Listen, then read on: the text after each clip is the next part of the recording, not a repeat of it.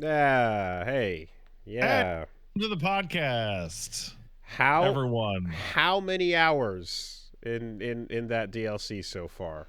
Let's do a math. 992 20. Okay. Okay. Yeah. And Size of limb grave my fucking ass. mhm. Surface barely scratched. Oh no, I'm getting in there. Okay. Well, I'm getting the fuck in there. So the one of the interesting things is that we're back to the difficulty discussion once again in a Souls Shadow of the game. Erdtree, by the way. We're Shadow of talking the about Erdtree, we're Shadow of talking the about Erdtree. the Elden Ring DLC. Where everyone's talking about, oh, it's so hard or whatever. Like the game just resets you back down to like basically how strong you felt when you started the game. So you still have your levels and all that, but You still have the ability to equip your gear and your spells. But the DLC scaling is with new items that are these ashes that make you 8% stronger per ash. 5 to 10, something in there. I heard something like that, which is significant. That's pretty big. Well, the point is that you can get up to 20 upgrades. So at 20 upgrades at even 5% is literally huge. double. Yeah, and you also get a second thing that's supposed to deal with your summons and your buddies, your ashes, right? Yeah. So Your buddies. Yeah, that makes sense. That makes sense. I mean, I was looking at the amount of souls it would take to like get another level anyways, and I was like, "Oh, yeah, this is going to be goofy. Like I'm way too fucking thick for that." So what are you at? Like 180 or 200 180, or something? yeah. Okay, you're going to get levels in this DLC. Okay. I'm fighting bosses that are dropping like 2 to 300k. It is interesting though to see something like walk around and the first couple of grunts are like 1-2 hit drops. They are jokes. And then go into the first little downstairs boss zone and fight a non-joke. Fight a extreme non-joke right away. Yeah. So you're like, okay, just so you know, you're right. The dudes you punched to walk into this room like melted when you looked at them, and the dude in the room feels like, yeah, come back in a little bit, you know. I feel like that's there specifically to fuck with you, because all of those shadow guys, right when you start the DLC, are just like damn nearly 1 or 2 hits. And then there's that chakram freak that jumps down at you right away. And then there's that Wolverine dude in the forest. And then the guy in the jail, which are all extremely for real. I mean, it is cool just, I guess, seeing like a Dexy spinny fucker coming at you. And you're like, take one swing? Okay.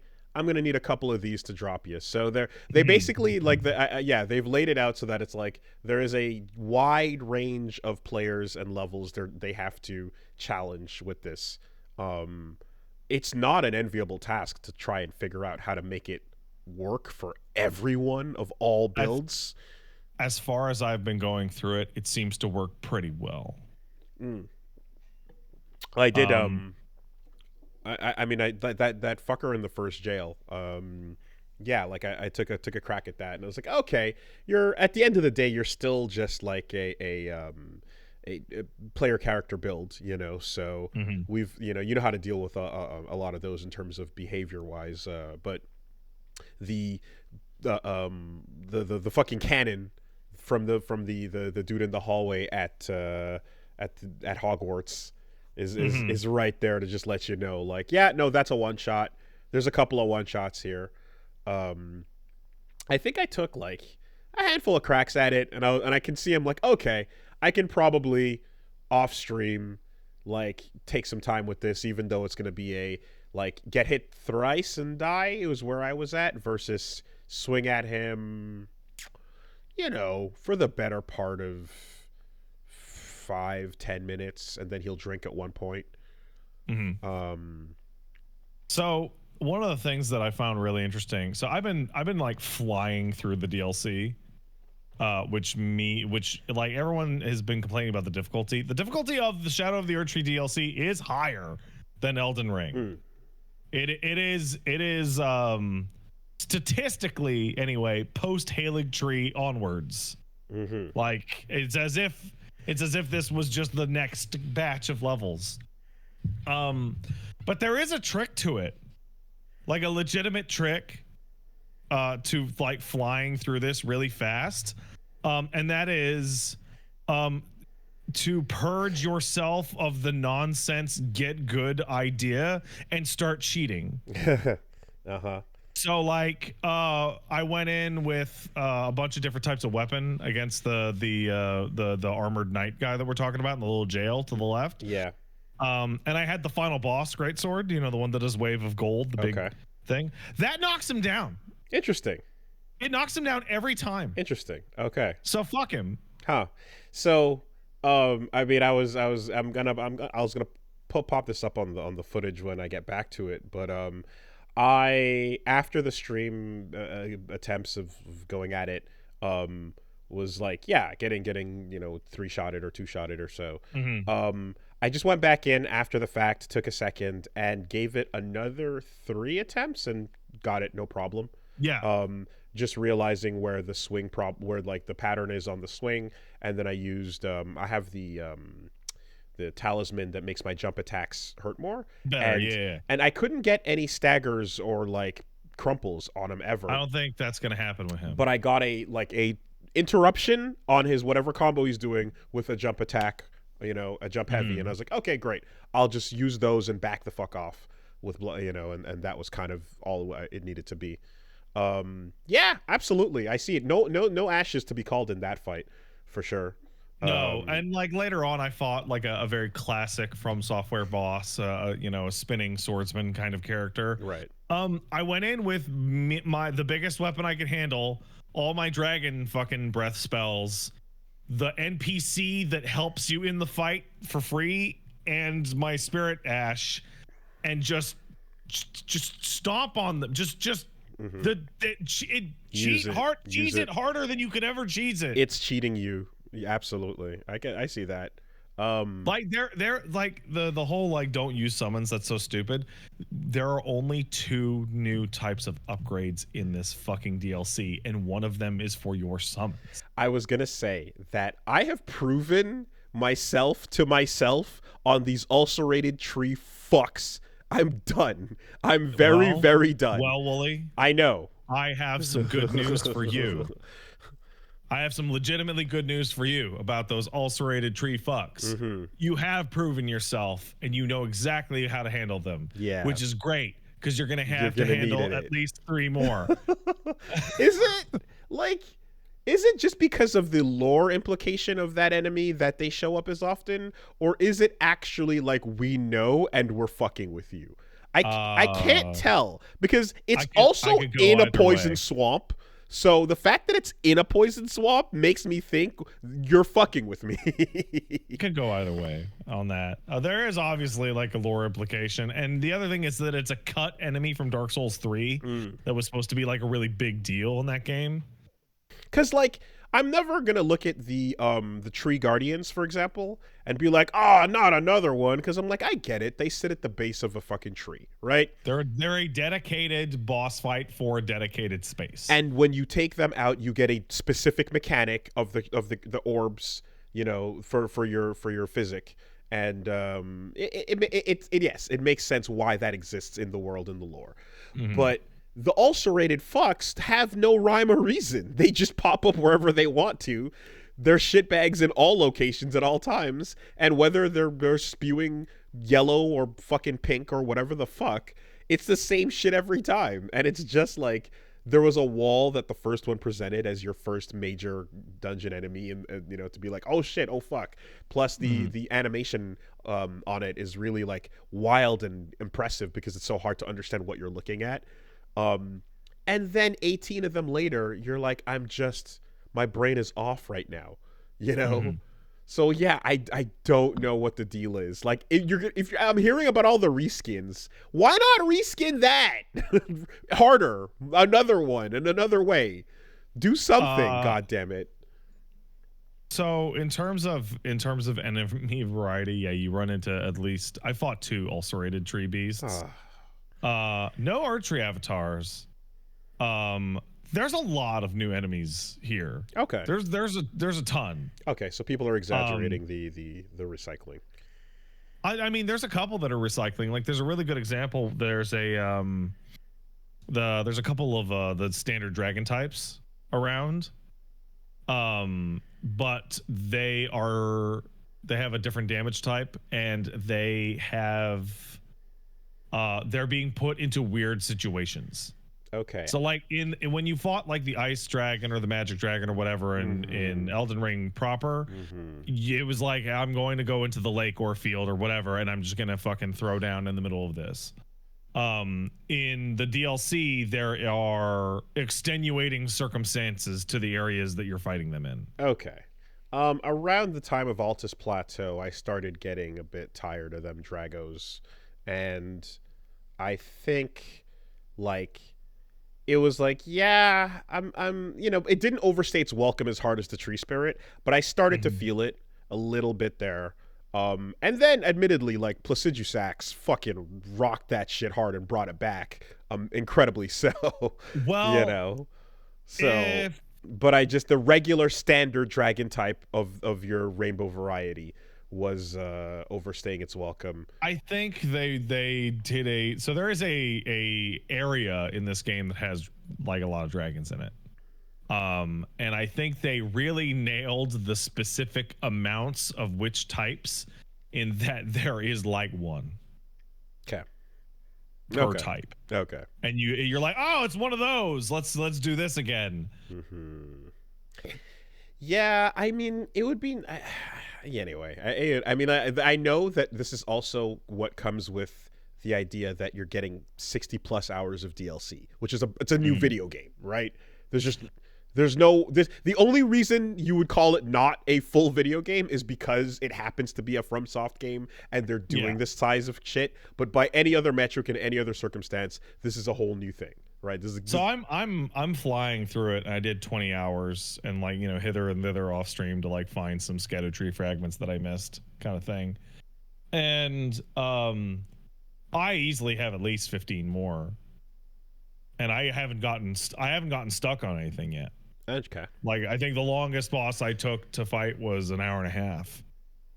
So if I was getting stuck here and there, or exploring things a little less conscientiously, this is a real ass video game here. What's your approach to build in terms of to the build you're running in terms of like, I guess, just fun versus optimized versus new shit? Well, so this is actually, man, this is the most interesting thing about the way I played it so far. So I went and leveled my character up to 50 in every stat because I wanted to pick up every single item off the ground and use it. Gotcha. Okay. So 50 is below the soft cap for all of them, so it's not broken. But if I see an intelligence weapon, I want to be able to pick it up and use it. If I see a faith weapon, I want to pick it up and use it, etc. Yeah. Okay.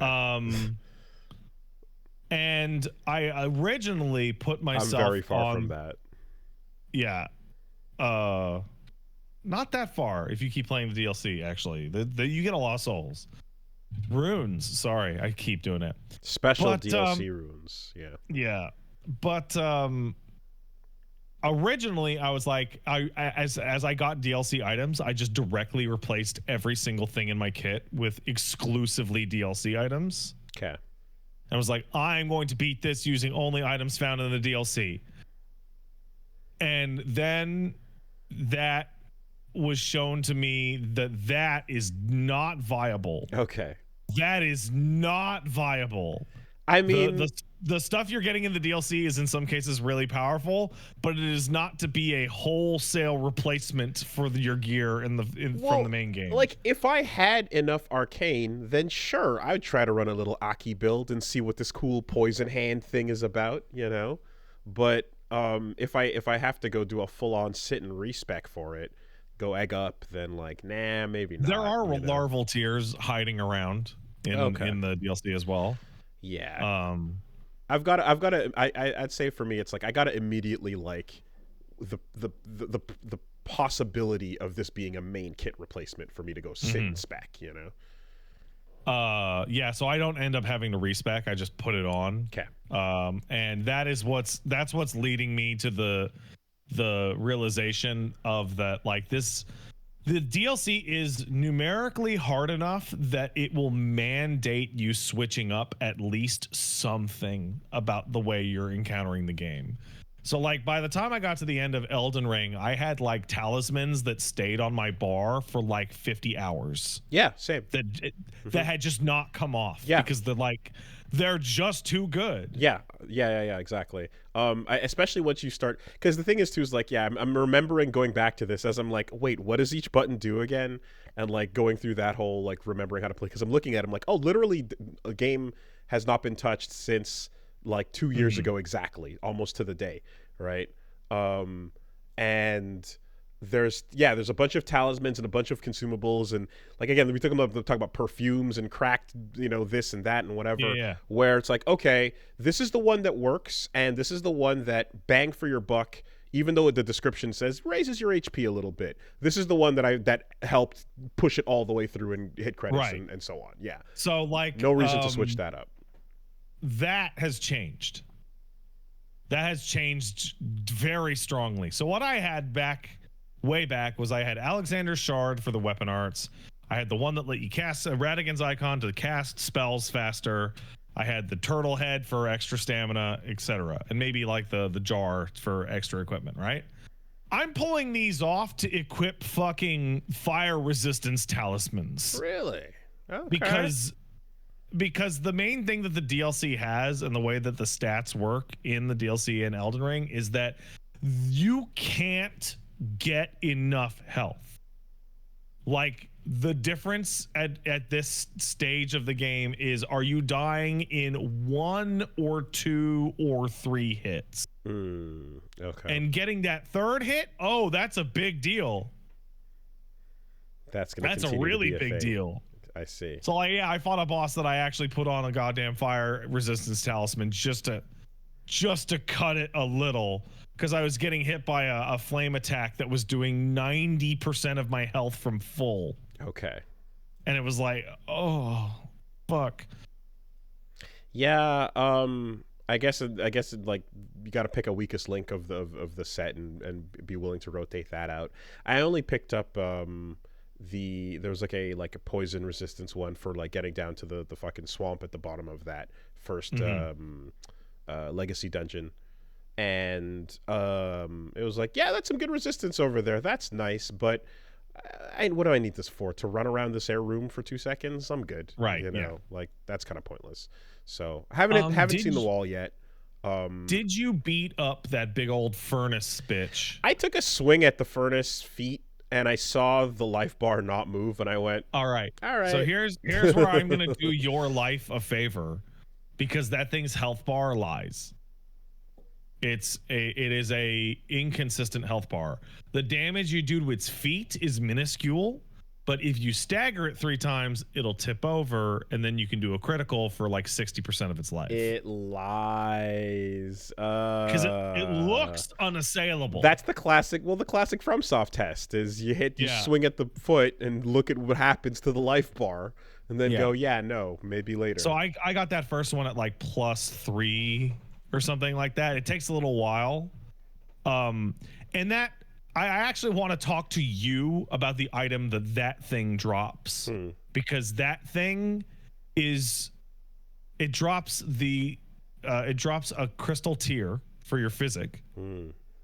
And what it does is that crystal tear makes it so that if you block an attack within 30 something, maybe 20 frames of it striking you, it will do no damage, and it will do no stamina damage, and your guard counter will be like 50% stronger.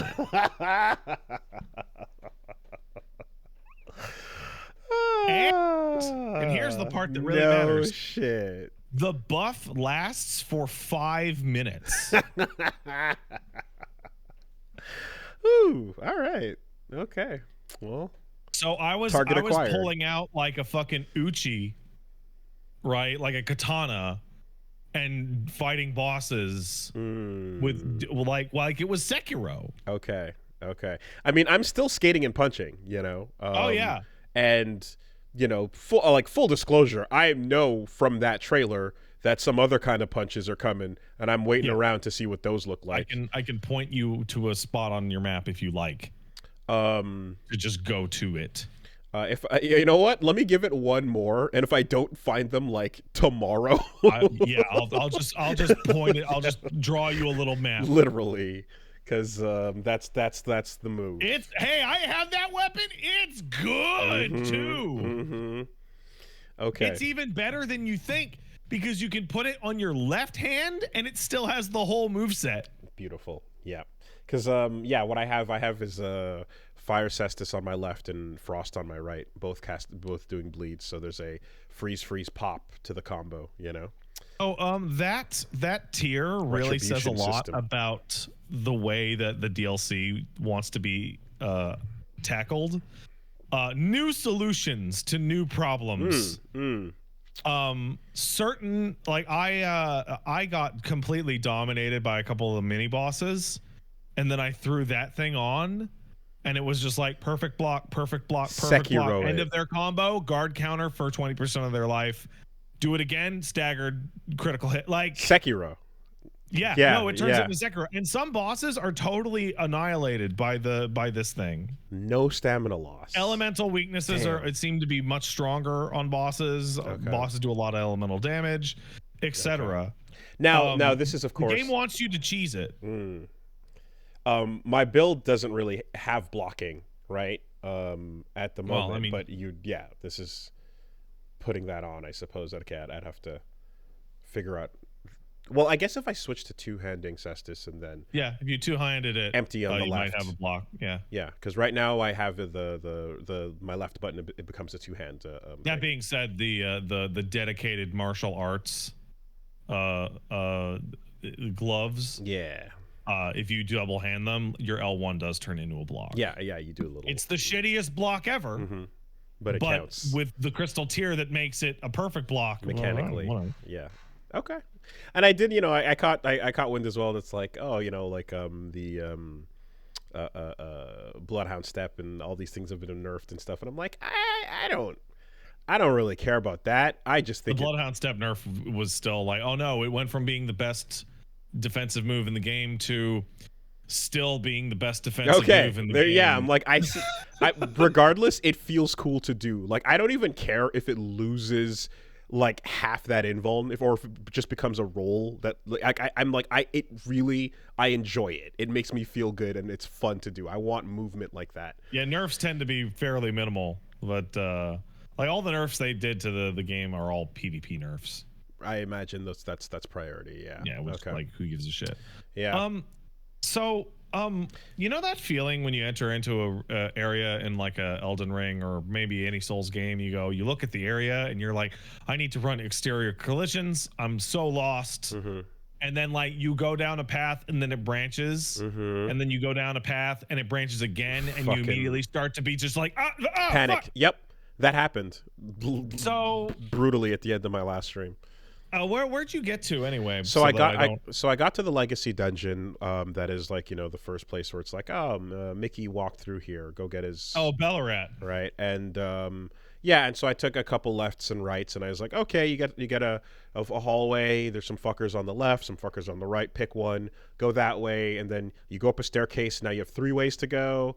And then it branches and branches, and then by the point I got to, I was like, I see a path on some roofs I'm ignoring, and then I see a second path on some roofs I'm ignoring again, and I actually unlocked a full shortcut at the under the poison area, and then got lost as to where I was, and then fucking wasted my time doing a teleport. No, absolutely. I was like, oh god damn it. So Ballarat's a really good example. Everybody goes there first. It's a pretty classic Dark Souls level. The thing about the DLC and its map is that shortcut pornography has been added to the open world now also. So do you remember how you could just ride around Stormvale and just that is now like the norm for everywhere, and like half of the zones feel objectively hidden, like behind a cave, through a dungeon. Shaffer River type shit? No, because Shaffer River, you just went to an elevator. Yeah. No, I'm thinking more like Ash Lake. Okay. Behind multiple invisible walls. Okay. Yeah. Cross some branches and shit. Right, okay. Like just huge portions of this DLC are just outright hidden. And it's awesome. Like you always feel like you stumbled on a brand new place you're not supposed to be at. And judging by the enemy scaling that you're running into, you sometimes get the feeling that no, you really actually aren't supposed to be here at all. Yeah. So like I went to the farthest southeast part of the map I could go, and was having a lot of trouble. And then Gene was in the chat and he was like, yeah, I only came down here when I was plus 16. What are you at? I'm like, I'm plus 5. Okay. But you can do it. You can do it if you try hard enough. Interesting. Yeah, I have you seen or picked up any, I guess, like of the new weapons or spells that feel like this is a 100% direct replacement for something in the base game and or just superior entirely? Well, I'll tell you what, the big katana moveset, the great katana moveset is like absolutely incredible. And you can get a great katana out in the open world, like it's just sitting on a body, like it's not in a dungeon or anything. It's just like out and about, washing pole type shit. Yeah, okay. But it's heavier. Okay. And it's the Monster Hunter longsword moveset. Okay. It's like the exact Monster Hunter longsword combo, like overhead stab, up slice, overhead. Okay. That shit that invalidates all the other katanas. It does so much bleed, enemies pop on hit number 2. Cool. Okay. It's awesome. There's some new dragon spells that are pretty good. There's some side grades on some shields. A lot of the new armor is incredible, but that's mainly cosmetic for me. The main thing that I'm getting is like talismans that are super interesting. So there's a talisman that I found that just gives you like a minute-long buff if you get a critical hit. Oh, cool. Okay, yeah. There's a talisman that I found that increases your attack power when your summon dies. Nice. Yeah, that's fun stuff. That's the kind of shit that I mean, I was talking about when like 16 added. It's interesting stuff in its DLC. That's like, yeah, fun ways to rearrange how you play and stuff like that. I like that. That's dope. It's also. I'm sorry, I stopped so you could. Damn it! Our timing is so perfect. It's nice to be back as well in the rhythm of like, ooh, there's a butterfly. What kind of butterfly is this? Huh, that's interesting. All the other Empyreans had a butterfly. Now this is the 4th kind. That must imply that if the others that came from the Self-Cest all were Empyrean level and they got their own, and then we're all in the, in the school of thought that Melina is in that camp too, then ooh, maybe the Mesmer, and just getting into this little like, yeah, like put piecing things a little bit together here and there. It's a fun little type of lore scrape that no other game I play really like has this type of little thing that I enjoy. I like these little scrapes and putting it together. What is you walk like the first thing you walk into this new world and it's like, what is it trying to tell you right away? Graves fucking everywhere, like more than anything else. Overwhelmingly, they're like Mesmer's war is successful. Like the amount of casualties, though, guys, no, for real this time, actually, you know, casual berserk trees just hanging out. Not like the one where you're like, oh, remember that one? That was when you got up to the area in Caria. And like, no. Like, this is a thing, you know. I have learned so there's way more story in this than there is in the base game. So the base game. What the fuck does that mean? You're talking about like per capita though, right? Like density of reveal per capita, not surely in its entirety. That's an insane statement to make. I mean story instead of lore. So the in Elden Ring, base game Elden Ring, the narrative is, hey, it's shit's fucked. You need to become the new guy. Go beat up all the other applicants for your job, and you can become the Elden Lord, right? And then it's, where are they? What is their deal? What's the history of the location that we're at, etc. Yeah. Right? Like, how does the Golden Order work? But where did the Golden Order come from? And some of those things you spend a lot of time with Ranny, talking and piecing and bipping and bopping. But I'm gonna talk around this. The DLC has a lot more of a forward moving plot. Okay. Not just getting there and investigating the thing that already happened. Well, when you do investigate the thing that already happened directly relates to the core question, which is, what is Mikola doing here? Right, okay. Right? Like in Elden Ring, your goal was really simple. In the DLC, it is, what is Mikola doing? Mm-hmm. Literally. And then all the little pieces are building up towards what are they actually up to, and why.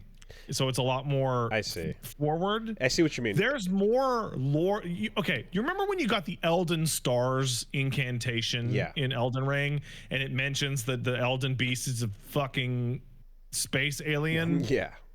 And you're like, oh, that has happened like 10 times. Okay.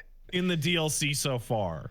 Yeah, there's a feeling. So what you're describing kind of makes me think of like how there's a feeling, I would say, perhaps with the exception of Bloodborne, but even then, not too far off, in Souls and Demons and DS, where like you're walking behind a series of like, you know, crime scenes essentially, and like the final thing hasn't happened yet. You're about to get there just before, right? Yeah, you're joining in the third season, episode 24. Right, they're at the 85% to 90% mark of like whatever's going on, and you get there and you might catch the last 10 to 15% of this journey. But for the most part, most of it has already happened, and you're getting there as the bodies are rotting, right? Here, for what Mikola's up to, you get there within like a day of Mikola's arrival. Okay, and shit is active. Cool. Like the other guys that you run into also kind of just got there. Interesting. And the definitely read a lot of the those little ghosts. Yeah, they're way more important here. Definitely talk to them. I mean, they're very important in general, I would say. A lot of them give you context that no one else does in a base game too, you know. Did you get the storeroom key in Bellarat? Yes. Did you talk to the lady? Found her. Did you remember what her name was? She was it aggravated, or... Because I thought she looked like a finger reader, but she looked like a and she's talking about the wanton strumpet. Yeah, but she's right, like you assume she's bitching about America, right? And she's a horn what is it, horn scent finger reader looking lady. Yeah. Okay, her name is Empyrean Grandam. Okay, her name is like the grandma of the Empyreans. Which is like, wait, what is an Imperium again? Oh, it's the people who can ascend to godhood. And she's the grandma. and she hates America. Huh. And that's where they all came from. And you're talking to her, and she like you run into like an entire society of people with horns, where horns are like holy. Yes. Oh, I froze again. Awesome. Yeah. All right. Horns are holy, and like you think back to horns back in the base game, they're like, oh, it's a horrible curse. Shove that fucking shit in the bottom of the basement, in the sewers, in the toilet. Flush that horn fuck down the toilet. Yeah, and you get here and you're like, oh wait, no, getting horns is actually like a totally normal thing. In fact, it's awesome. It's part of this old religion. Yes, and if you shave off some horns that you could use as currency, like, damn, you're blessed and you're high society. You're highfalutin with your big horns. Look how cool you are. It's exactly. It's like, oh, this is the Crucible Society that existed before the Erdtree. 100%. Yeah, for sure. And 1,000,000%. Post Erdtree, it was like, let's exterminate them. Right. And so here's the thing, right? With that, yeah. So immediately I was putting that together because you get the fact that it's a horn society. Oh God. Okay, hold on. Let me fix this fucking thing. Hold on. BRB. I'm gonna just keep it live and. I'm doing a dance. You can't see it though. I cannot. All right. I'm gonna do one of these. You can't see it. Live fixes. All right. Hold on. Yeah.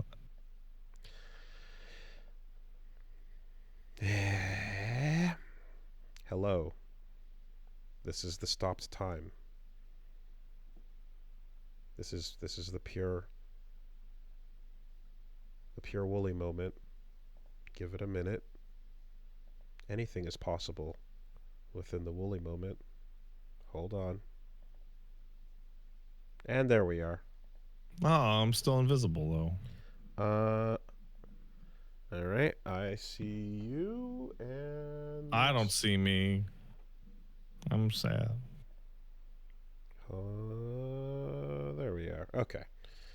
So yeah, every area you go to has some big revelation about how things actually work. Yes, and so what I saw right off the bat was like, okay, you see horns, and you know that horns were all exactly the Olbans, the misbegottens, fuck those things, right? And then everything about pre-Erdtree society also involves multiple forms of not just the older tree, but different forms of death. And so the little birds that are perched up inside of the legacy dungeon are spitting ghost flame at you. Yeah. And ghost flame is absolutely how you got rid of bodies beforehand as well. So it's Tibia Mariners, you know. Where you get there and like, so in one of the things that's actually not clear in Elden Ring is that the destruction of the Golden Order has like wrecked the way physics works. In Elden Ring, like people don't die, right? Yeah, you have reincarnation. You have to use the tree.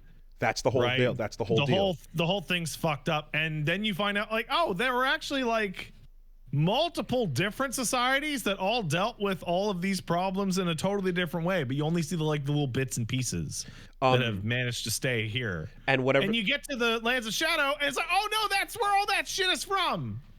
I see. That's where Ghost Flame is just the way to deal with dead.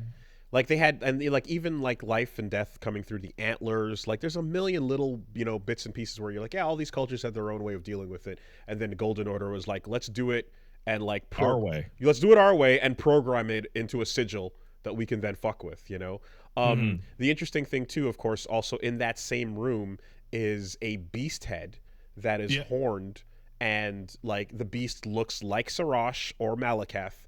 It looks like one of those. Loyal, gonna hold, put this on your shoulder to calm down type beasts, know. So and again, it's all horned up. So like we'll have to like I don't know what the implications are there, but it's a dead one. So yeah, this is definitely pre or Erd society, and then the amount of fucking hatred she has as well makes perfect sense, given that you're like, yeah, you showed up and there are so many bodies that the graves themselves are ghost graves and lining every cover, every inch of that field. Did you get to the that little tower right when you start, right in front of you? Yeah. Did you get to that thing? I got up on the tower and looked around. Did you read what was at the top? I think I did. So we're talking about the suppressing pillar. right? I opened up a treasure chest and I got something in that chest. Okay. And you were way up above on the gravesite plains.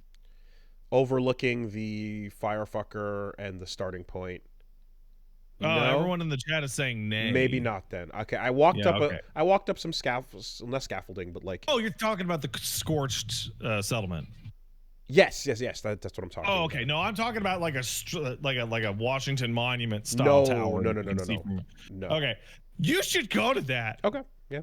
There's some documentation up there of particular note. Okay, yeah. To the game's narrative. And it's also fun too, taking a look at things like besides like the Miquella symbol, or the gesture, which you're seeing the symbols of, which is like that's your sigil. There's the actual straight up, like looks like a cross, but then the arc hanging over, which was on one of the daggers you picked up as well. And so seeing like what some of these things, these symbols mean as well, and you're seeing them all over the map too. So I'm thinking like, well, if we know what Miquella's sigil looks like, I'm like, I wouldn't be surprised if that's fucking Mesmer's or something like that. I don't know. We'll have to see. Those marks of Miquella, or I forget what they're called exactly, but the Miquella's crosses, they're great because like graces are nice and they have the wisps, and so you're unlikely to miss them. But the crosses are way better at like, there's probably an NPC here. There's maybe two. Go talk to them. They're not every time, but like the spot that you see this is probably really important, so you should look at it. And just the absolute like, okay, a bunch of NPCs I'm gonna meet, in the same energy that you're like, which one of these Hades hot gods is gonna have vocal fry? Which one of these sad, downtrodden fuckers is gonna be all hello, my lord, hello, my lord? Oh, that one, yeah, no, I know that. Yeah, that it's the one that. There's always a shy little Brit, yes, of course, yes. There's a character that I found the day before yesterday that is the crestfallen warriors voice actor again. Back again. And it's just nice to see him back. Or hear him rather. There's also a bunch of crestfallen dudes sitting around that I'm looking at like, oh, are you the DS2 type where like you will not be like at all concerned unless someone swings at you first? And some of them seem to be that way, but maybe not all. Also, nighttime exploration I haven't even really done yet, but the fact that all of this also has a time of day like multiplier on top of it is fucking. So nighttime exploration has two factors. One is there are things you can only find at night. There are little glowing graves that will denote hidden larval tears. Oh boy, just out and about. The second of which is something that's really funny, and it took me a little bit to understand what was happening. Nighttime in the Lands of Shadow are way darker than in the Lands Between because they're not being lit up by a gigantic 10,000 foot tall gold tree. They're actually like nighttime is actually like extremely difficult to navigate sometimes because it's pretty dark. Yeah. Okay. And that lantern ain't amazing. It's not the best. Yeah. Intentionally so, but okay. Yeah. So overall I really like what they're doing with this DLC. It's smaller than the base game. It's maybe 30-40% of the content of the base game. And the zones are much smaller, but there's more unique stuff in them, and there's way more zones than I thought there were going to be. There are like 1, 2, 3, 4, 5. There's at least 10 different zones. Okay. Yeah, I'm also remembering as I'm booting this up too, like, I'm like, oh, there are so many subsystems I just completely ignored because I just didn't want to get into them. Like, I like using cooking pots, for example. Like I'm like I don't throw these consumables. I know you can prep them and go into battle, but they're So consumable. that's really funny that you mentioned that, because I also didn't. Yeah. And then there is one instance in which the game is like, shut up, you make the item with the crafting system. It is the only way to beat this encounter. Okay. The livers that they introduce here are like, oh, those are some pretty strong looking livers. I get it. I get that. But yeah, I mean, it's similar to, again, the perfumes and the Baldachin blessings, and then I think that little boon that you have to go get from Fia and stuff. I was like, oh yeah, what was the deal? This is a one-off, and you can get it, but you have to go back and get it like rice. I mean, the best consumable in the entire game is the crab.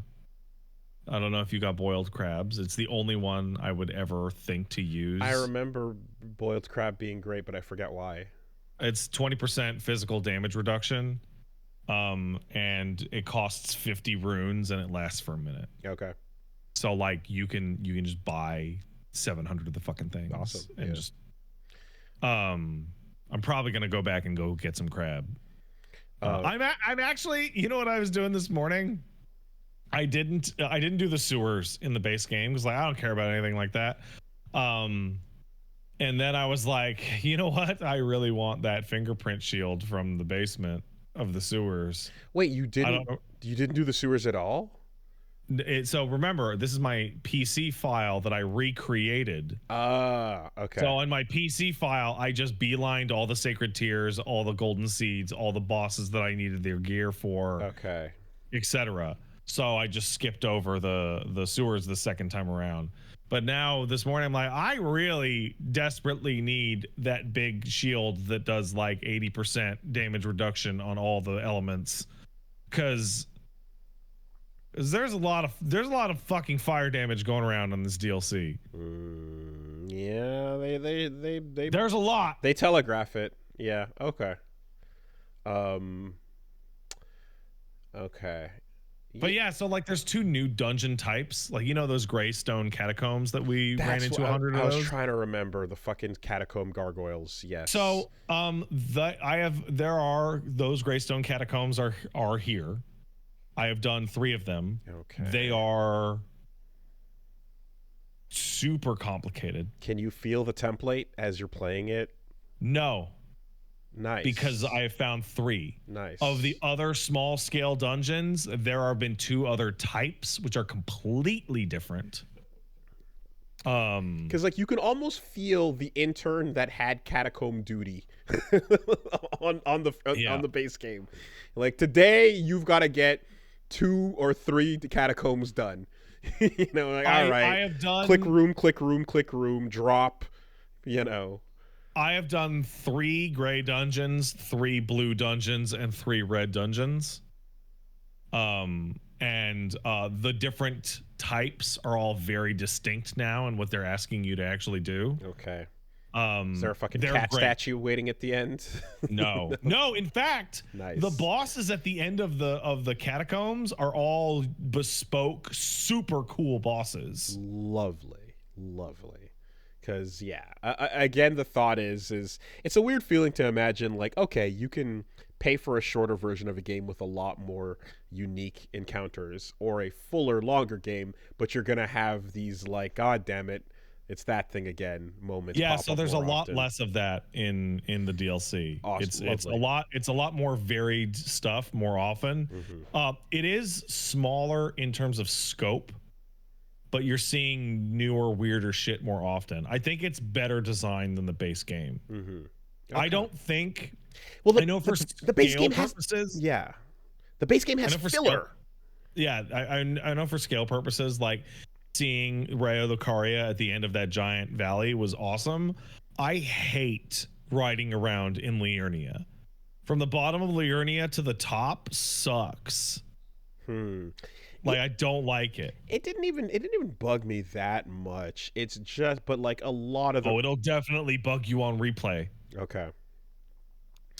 Yeah, it really is in these moments of like pure template when you hit those fucking catacombs, or you hit those you know, beasts, and like the moments of like, all right, we know there was nothing here, so let's just click here and generate, you know, almost an like automatic content. Like, I'm like, yeah, that's the filler moments that really, like, when I think back on them, are like not interesting at all. Cool. All right, that's dope. That's dope. Also, the map in the map lies. It lies really hard. I mean, this has always been the case. The map has never told the truth. This lies way harder than before. Okay, because the first version of the map you get is like super zoomed in and only one layer. So I'll give you an example. So you know how in Elden Ring's base game, you'll get your map, and what you'll see is there'll be a little line that's like, this is playable area. And then there will be like a ravine in between two spots, and you're like, well, that's environmental. That's not actually real map. Yeah. Right. Or there'll be an impassable structure or whatever. And then when you go underground, you switch it to the underground map. What if there was no underground map, but you still just went down there as often as you? Oh yeah, yeah. I think I know. So I hit a cliff and I looked at it and I was like, this doesn't look like a cliff. This doesn't look like a death cliff. This looks. It looks like content. It looks like just far enough that I would have fall damage and die. Yeah. I absolutely had that moment of squinting, looking at what was sure death, and second guessing it though. You know. The other thing. Shout outs to those moments where you fall to your death and then your corpse lands on the bottom of the fucking world box. But then you see some shit running around in the camera in the background in any Souls game. You know, you drop to the bottom of Sen's Fortress and a couple of snake fuckers walk by and you're like, what do you mean? There's a part of the west side of the map that you're at a really high elevation and you look down and you're looking at like the beach, like, you know, where it meets the water. And it's so far down that you can tell that it's way below the elevation you started the game at. Like, it's a full layer underneath the primary map. Fucking lies. At one point, there's a spot on the map that have two graces that are actually, their icons are overlapping with each other, but they're like multiple kilometers apart in height. In distance? Yeah. Oh shit! Yeah, this is not a Metroid Prime map. You can't fucking. But yeah, all the parts of the map that like look like, oh, artist rendition of an impassable terrain are not. They're all playable area here. Okay. With one exception where it's really obvious that it's for Flourish. Yeah, no, it's great. It's smaller. It's more diverse. It's better. It's weirder.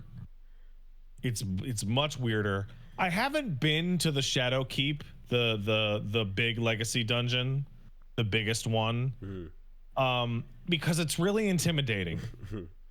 From the ground, you can tell that it's about as physically large as Leyndell. But on the map, you can see that it has at least 3 entrances and exits to different zones. Yeah. And I got a key that said it opened up a district inside the Shadow Keep. Yeah. And I'm just like, oh, that's... Yeah. Apparently it is like the single largest dungeon / level that From Software has ever made. Yeah, okay. And it looks the part. So that, I mean, that's the background of all this is also like, let's see what current FromSoft's like take on what they could improve off of Elden Ring is, you know, if in the same way that all their previous DLC has, you know, done that. And then let's see what their current take on, of course, your badass set piece, you know, moments that occur. You know, what do you do here? And then, how much closer are we to Miyazaki's dream game if we are not currently there? Because The DLC feels like a full step forward. He said that Elden Ring is almost the game of his dreams, but it's still not there yet. The NPC quest lines are actually a lot clearer this time. Like their locations are more obvious, and their goals are more clear. I have a. You can hold it. That's fine. That's okay. I'll be enjoying. We'll talk about it next time. They go out of their way to do a bunch of weird shit in this DLC. Okay. And more than the base game, it feels like you could just miss out. Okay. On 50%. Oh shit. Or more, like just miss it. Okay. Because I have at least like 3 or 4 times I have found ways into new zones via extremely nonsensical directions. Okay. Like, the best example is, remember in the base game, jumping down some well in the middle of town landed you in the sewers, and the sewers was this massive place? Mm-hmm. There's like 5 of that. Mm-hmm. Of just like, I wonder if I can get through this weird jump. Oh no. Yeah. Okay. I will say too as well that like my brain is a little conditioned to whenever I see a invader styled enemy, I tend to go like, okay, this might be a little lazy, right? You kind of just made a little NPC and equipped him with stuff and put instead of a full, again, like bespoke. Well, it's only lazy if you don't like the stuff you pick up off their fucking body. But 1, there's that, and 2, if they're talking and saying stuff and it's happening, I'm like, okay, no, wait, hold on, this feels like a little bit more. So I ran into that spear dude in the dungeon, Quilon, and it was like, yeah, he was like talking shit and everything, and I'm like, okay, I like this to feel like an encounter, because there's definitely a big difference between when that happens and music plays and there's again lines of plot and lore related shit coming at you versus getting to fucking whatever, the bottom of poison shit zone and demons, and then just like out of the distance in the fog, a red fucker just comes running up to you unceremoniously and just starts swinging. Like, I'll fucking kill you. It's like, yeah, I like it to be integrated however possible. So, cool. More of that. I think it is very, very good. I think it is definitely a good game, and I think anybody complaining about difficulty just needs to cheese it harder, like much harder. So, it's funny because I was having a conversation with a neighbor actually about like, yeah, the new Elden Ring DLC is out and stuff, and it's like, but it's so hard, and I was like, yeah, it's true, these games, they can like fuck you up, and there's always a like, can you surpass the previous level of the hardest thing, because everyone gets more and more skilled and more used to what we put at them. So before, Millennia was a lot harder than, and Millennia and Moog 2 are asking a lot of you compared to what they was asked in the past. But now that people have learned that, like, how can we do this again and keep remixing it? I think as long as summons and ashes are available, it's still on the player, Mm-hmm. And if you really want to get it done right, well, then you can just purchase one of these game carries, which are available because there are businesses setting up shop to carry you through Elden Ring to get your save file ready to enter, or to just boss carry you if needed. It doesn't even make any sense, because like in an MMO context, which is where these people are from, it has a social aspect. It has a Discord 24/7 available. It says right there on the bullet list. It's like, look at me, I did it. I didn't really do it, but people think you did, right? For Call of Duty or League, it's about getting through those shitty, awful elos where like the game just feels like shit to play, blah blah blah. But with this, it's like, so that what? so that you can what? Not play it and just know that you didn't? I don't get, like, it's so that you can participate in the moment. The zeitgeist is happening now, and lest we forget that this is a game that is so, like, Elden Ring DLC coming out is the most out there broadcasted fucking, everyone's back. People who have not played a game all year are coming back to boot their shit up. You know, we're talking about the like fucking spoilers left and right that are flying through the you know, everywhere. Like, it's the most casual shit's coming back through. I'm in a really weird place with the spoiler where, like, I'm pretty sure I figured out who the final boss is, but I don't want to be proven right until I walk through the door. Nope, doesn't matter. We don't and so exactly. I'm like dodging being told I'm yeah, right yeah, exactly. No, for sure. but all this to say is that you, like, this is a moment where it's a piece of DLC for an extremely popular game, not just to hardcore but casual players as well, which opens up an audience door that is way more wide than usual. Therefore, a lot more people that are around that give a fuck about just feeling like they're in the moment because they're everyone else is. So yeah, let me pay for you to carry me through this game and feel good about my save file and seeing the cutscene or whatever the fuck. Nah, I didn't really read the item description. That doesn't matter. How crazy was that one fight though against the thing that I watched? You know, that's it. That's here's the part that's really strange, like, with this, right? Which is, okay, for let's say you're paying for ultimate clears in 14, right?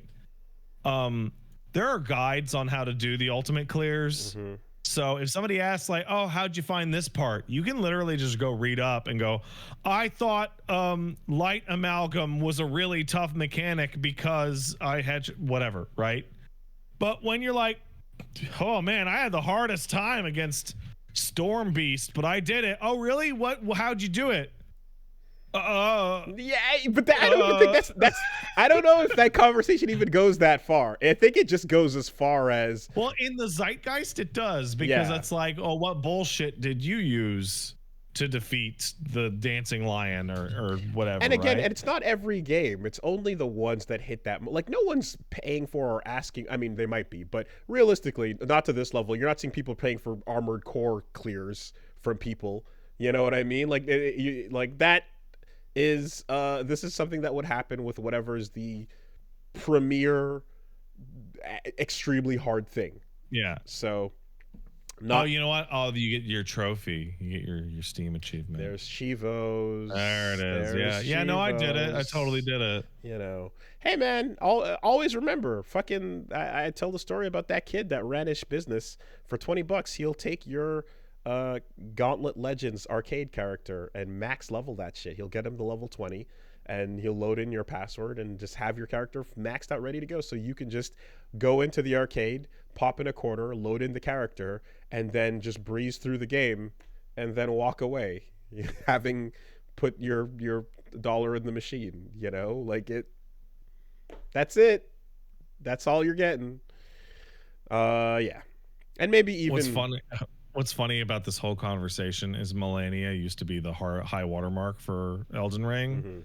Mm-hmm. That crystal tier that allows you to parry turns her encounter into a joke. Oh wow, okay. Because you remember she staggers really easily. Mm-hmm. So you put the guard counter up item, and then you put the crystal tier on that improves your guard counters, and she hits you, and at the end of the combo, you guard counter her, and you hit her for way more than she healed, and you didn't take any damage, and she staggers. That's great. That's great. Yeah. It's really funny. I mean, the you know, in addition to the PvP implications of getting carried too, there's also a bullet point on that list of things advertised, which is cookie cutter builds, which I found particularly hilarious. Is like, hey, we will give you a cookie cutter build with all the best weapons and armor. Mm-hmm. Yeah. You know. Anyways, it's that's gonna be profitable for at least 6 to 8 weeks. I am super excited to talk to you about the story stuff that's going on in this expansion, but we'll get there's there. stuff. We'll get there. There's lots of stuff. Mm-hmm. And I went and I properly refreshed myself too before the redive, just to, you know, put it all back together in context. I think probably one of the reasons that I'm doing a little better than some of the other people I know streaming it is that I was actually playing through the whole game up to get the file ready like 3 weeks ago. Okay. Like I essentially rebeat most, if not all, of Elden Ring in like the last month. Okay. Right before it. Whereas you said you picked it up 2 years ago, like 2 years ago. Hadn't touched it. Yeah, and then I just said I went refreshed on lore. But the main thing too is like besides just like the basis of everything happening and recognizing patterns and stuff, I also really like when I want to be able to catch things that were loose threads in previous in the base game that come back around, because it's like, oh, is that a blue dancer? You know what I mean? Like, oh, is that a fucking like little things that went nowhere. I want to see there. Michaela is a giant loose thread, obviously, but it's the only one we didn't get. But beyond that, there's like just little things about, you know, like, oh, the introduction of the Blue Dancer character, for example. Like, you don't really know much about what that is, but you got enough of a baseline of like, okay, cool guy, wore this, taught the waterfowl dance, you know. Little things like that are like, oh, what is this Land of Reeds? What's popping up? The Land of Reeds is straight up the setting in Sekiro. I mean, but like, is it actually just Sekiro Japan hanging out Japan over there? Yeah. And the Greater Will could have shot a fucking alien over at Sekiro Japan, but instead decided on this. Yeah, one. I think they're answering a lot more details about things that I thought were going to be just left completely like, oh, what could that be? And then you run into it, and you're like, no, that's what that was the whole time. The thing that you thought was mysterious, yeah, here it is. Look at it. God. If there's one like just albinoric fucking alien looking motherfucker walking around somewhere in Sekiro under rubble somewhere, maybe, you know. Yeah. Anyways. Also, I like those spirit eels.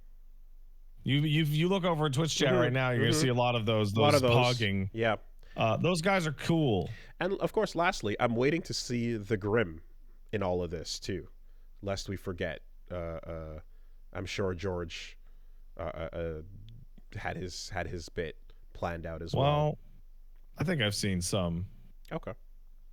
I mean, I'm pegging self-cessed big on Grim. Did you do? You know, there's that little lake to the east of Ballarat on the map. Not really. No. Oh, okay, because there's a thing I know there's a bridge. There's a bridge I looked at on the map that said, "Hey, 1 Mickey, 2 Mickey, 3 Mickey there." And there's a bridge in between. I mean did you get to the little village that's just to the north under that bridge? Not really, no. Okay. Oh, I want to talk to you about that stuff. All right, next time. Oh, there's more stuff that I'm like, ooh, I want to talk to people about it in this DLC than there was for like the whole of Elden Ring. Interesting. Fair. Like, it is just, there's just so many little interesting little pieces that are just so fucking weird. It gets way weirder than I thought it was gonna get. Okay. It's real strange in parts. You know, right off the map, meeting a dude that's like, "Ooh, I'm Moog's advisor," and I'm like, "Did you advise Moog? Because I think you should have talked to your boy."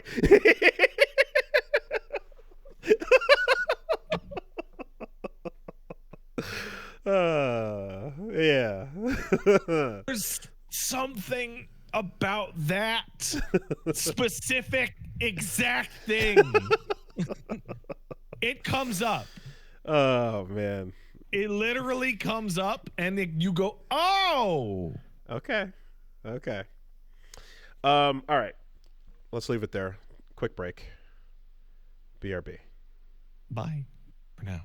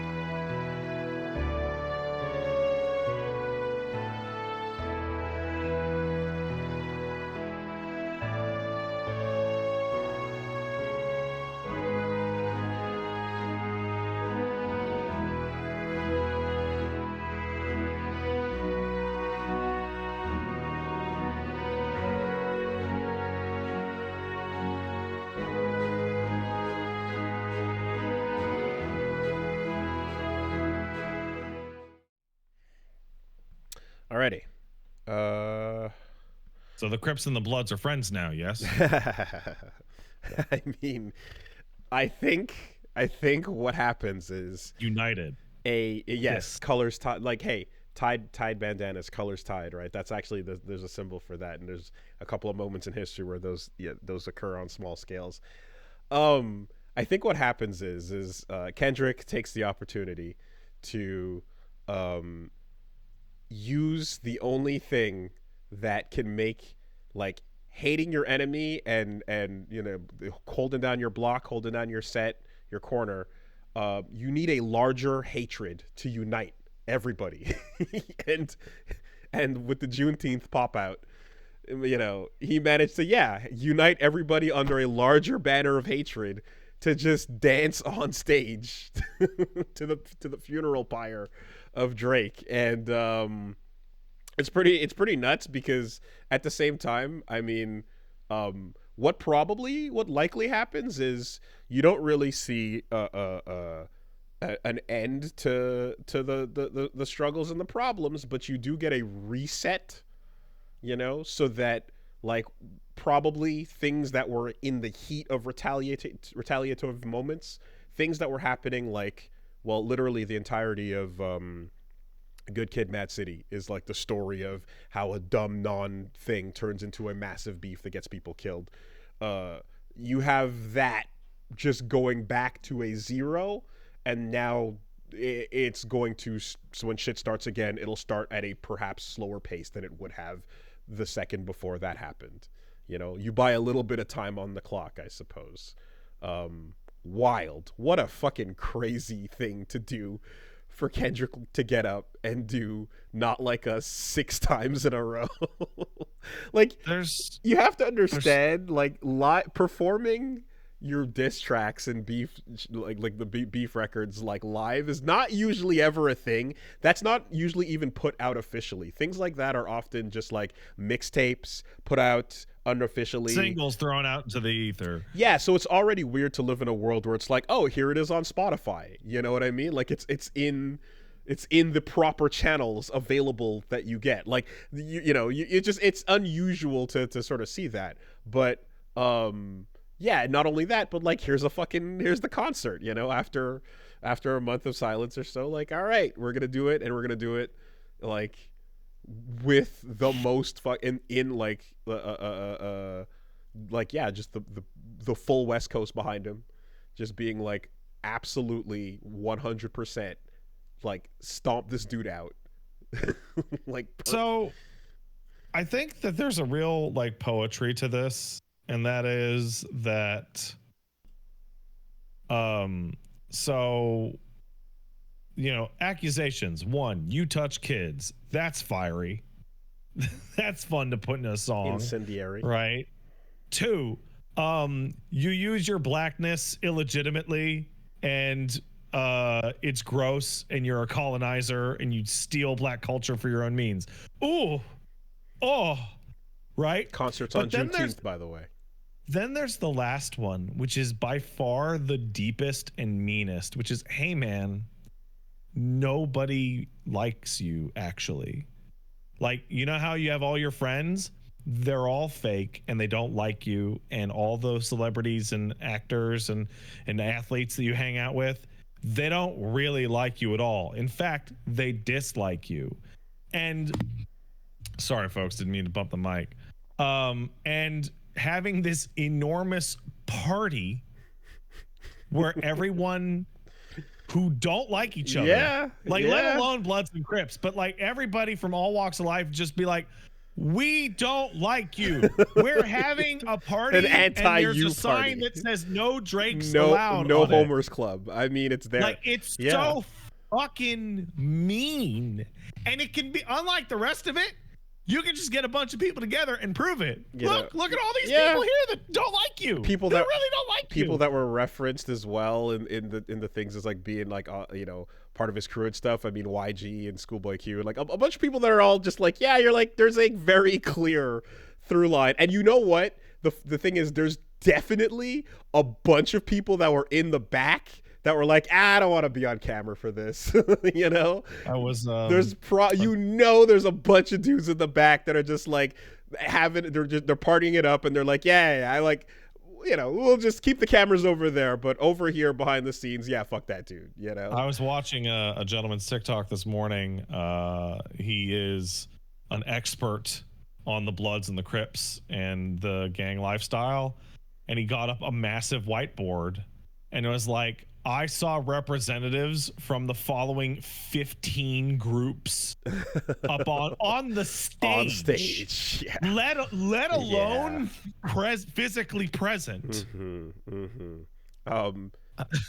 NBA, LeBron James himself, like, yeah, wild, and kind of nuts, you know, but. Yeah, I mean, suicide not just on the table. Wagwan Delilah is career suicide. I mean, I'd be gone. I want everyone to know that if it became a national holiday to yell at me and then tell me that I suck, I would have been long gone by now. Oh my God. Yeah. Also, that song is so bad that when you go to the YouTube link for it, the whole comment section is like, this is AI. This is a trick. This is an AI trick on us. There's no way this is a real song. I mean, I think it's still strategic in the sense that even if you flop back out, you still got to show some signs of life, right? And you have to do them until eventually you're like, and we're back, and I can still tour and sell out a stadium, and it is what it is. I don't think that when everyone doesn't like you and that you suck and that you're a bad musician and that you touch kids, I don't think bringing out the shittiest thing anyone's ever heard was maybe the best move. But as a career, like, trying to hold an empire together thing, it's like you have to do something. You can't stay in the rubble and let it bury you forever. Like you're like, there's gonna be some move at some point to just show that you're like, I'm not that shook, right? Because yes, everyone has decided they know how that ended, and you have to keep up the bravado. You know, the whole like, good exercise, nice working out my pen, light work. You know, that whole thing. You just got to kind of keep that going, and your banner becomes, look, I still make money. I make money. I make so much money though. No one can say, hey, you do make a lot of money. No, that's true. No one can say you don't. You do have a lot of money. But we're talking about a group of people that all make a lot of money. So money ceases to be a currency. Instead, respect becomes the currency du jour. Nah, man, I make too much money to be touching kids. That's crazy. That's nuts. To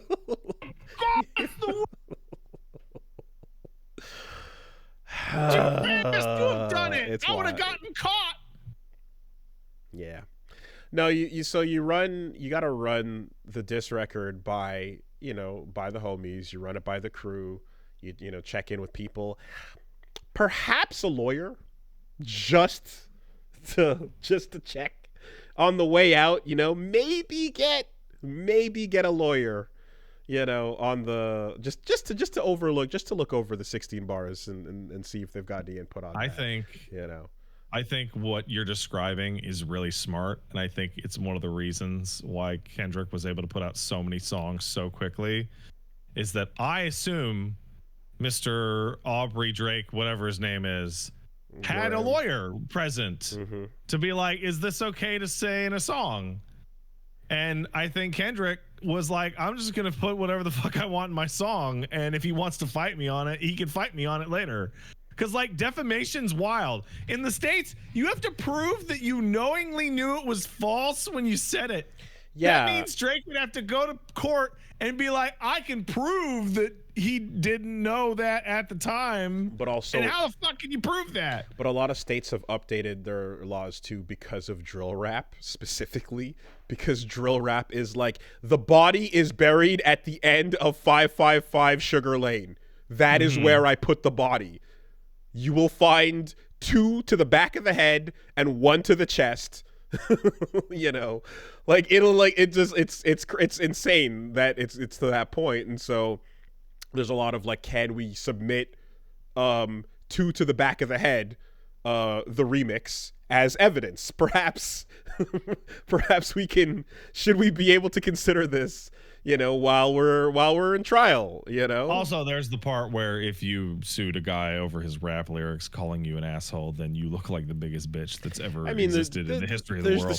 There's the streets part of it, but of course, we can never forget Boondocks. Play it for the jury. Play it for the jury. Play it for the jury. Play it for the jury. Just in the court, just oh. Anyways, that was quite a trip.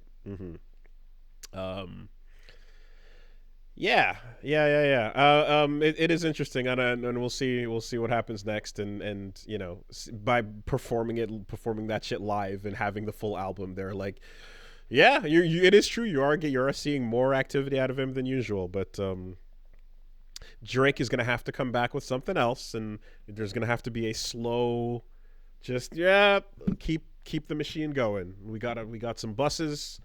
We got some tour buses to go. We have a lot of employees of OVO, and we got to keep this thing moving. So don't be surprised. Anyway, and look, you can survive how long being super hated in this industry? Like, fuck out of here. Like, what? It depends. It depends on the individual. Some people, oh man, the hatred, it just powers them up. Other people who are desperate for approval, oh no, that's the bad combination. I mean, like, it's wild to think about just how you can just kind of power through it. Chris Brown still has a career, Crazy. Yeah. Does it like it? That's like, I was scrolling and I saw people like just on TikTok like, oh, the new Chris Brown album. I'm like, why are you? And that dude's around? Yeah, very around. And this is not just a career, but with a tattoo of Rihanna's face beat up on him. That is a power move, though. That is pretty crazy. I mean, if you're committing to chaotic evil, like, you can respect the audacity. I don't think he should have done that, but that is pretty wild. Oh yeah, no. Just in case anyone didn't know, you can go look and see one of his tattoos looks like a weird face, but people have kind of put it together with the shot of Rihanna all beat up, and they're like, oh, pretty sure that's what that is supposed to be, because the bruises and the shapes and the things kind of line up, and yeah. So just in case you didn't think that was a thing. Yeah, fucking Behelit level, with that. So anyway, he's still around, you can power through all kinds of shit. It's incredible. I mean, the and not to mention, like, there's that side of it, and then there's the, like, you can get around with touching kids in this kind of industry for a very long time before any of that shit has any kind of consequence. That can linger, bro. That is true. So yeah. But anyway, or you might lose your access to Windsor Castle. Actually, you might no longer be a duke. You might have your dukeship revoked, but you're still good. You're still taking care. Darn. You'll be fine. All right. What's going on? Did I talk about beating FF7 last week? No, just the bloat. So I beat FF7 Rebirth. Ends really strong. Ends really, really, really strong. Nice. It has one of those final sequences that's like 2 hours long, and you're just pumping your fist the whole time, because every new phase or every new twist is just like, and then I beat it and saw the ending. I'm like, that's really interesting. This is not as good as FF7 Remake. Okay. And I think the most disappointing thing about it is that I can talk about the issues that it has without going into a spoiler cast. Interesting. Because There are some interesting stuff that occurs. But do you remember when they did Final Fantasy VII Remake and they're like, it'd be really boring if we just remade the same game beat for beat? Like, we have to do something different? Yeah. Yeah, they were right. Because like, this is a way cleaner remake of the events of Final Fantasy VII than FF7 Remake was. It's actually kind of boring that it is so not different. Okay, it departs less than you expected it to. Way less. You remember the unknown journey continues? Anything could happen. Yeah. Not really. Like, okay. Like mostly the same. So my thought there is that if you did completely go off, then people who are like, but I wanted to see the remade version of Cosmo Canyon are going to be like, why would you kind of imply that and then take that away from me to go to Bosmo Banyan, you know? Like, right, yeah. So I totally get that 100%. But it wants to do it both ways. It wants to be, oh, it's crazy. What's happening with the plot? Oh, whoa, it's weird. But it's not nearly weird enough. Like, not even close. Okay.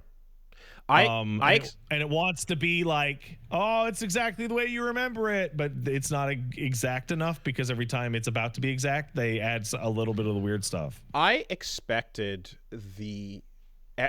every location to be seen because that's what people who want the remake of their brains to like people who want to relive the experience in a modern context want to see all of the places they know revisited and updated. Oh, and I'm not talking about the locations. And I think the events occurring at the locations are the things that canon will change, while any new locations will have to be added instead of replacing, you know?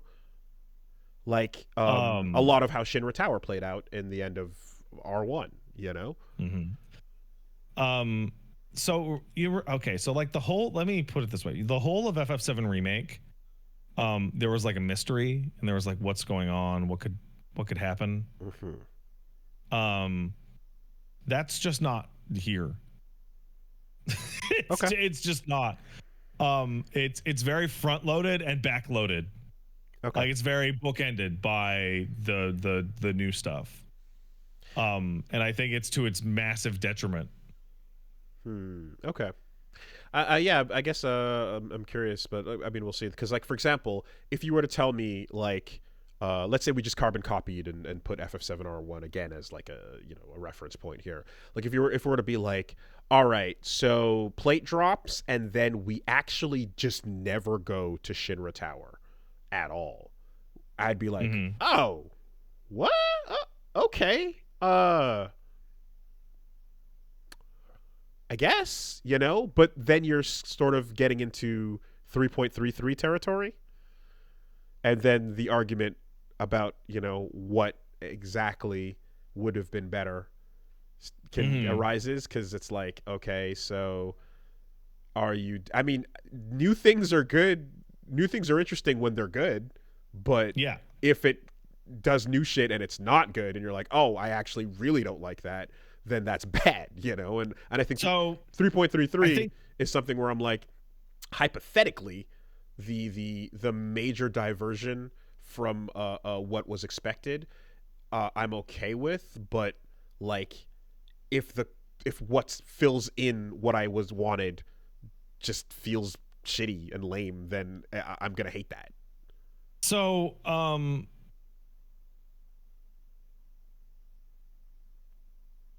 part of the issue is the bloat in regards to this. Your boutique story moments are actually really far apart, and then they by and large end up just being complete retreads of the exact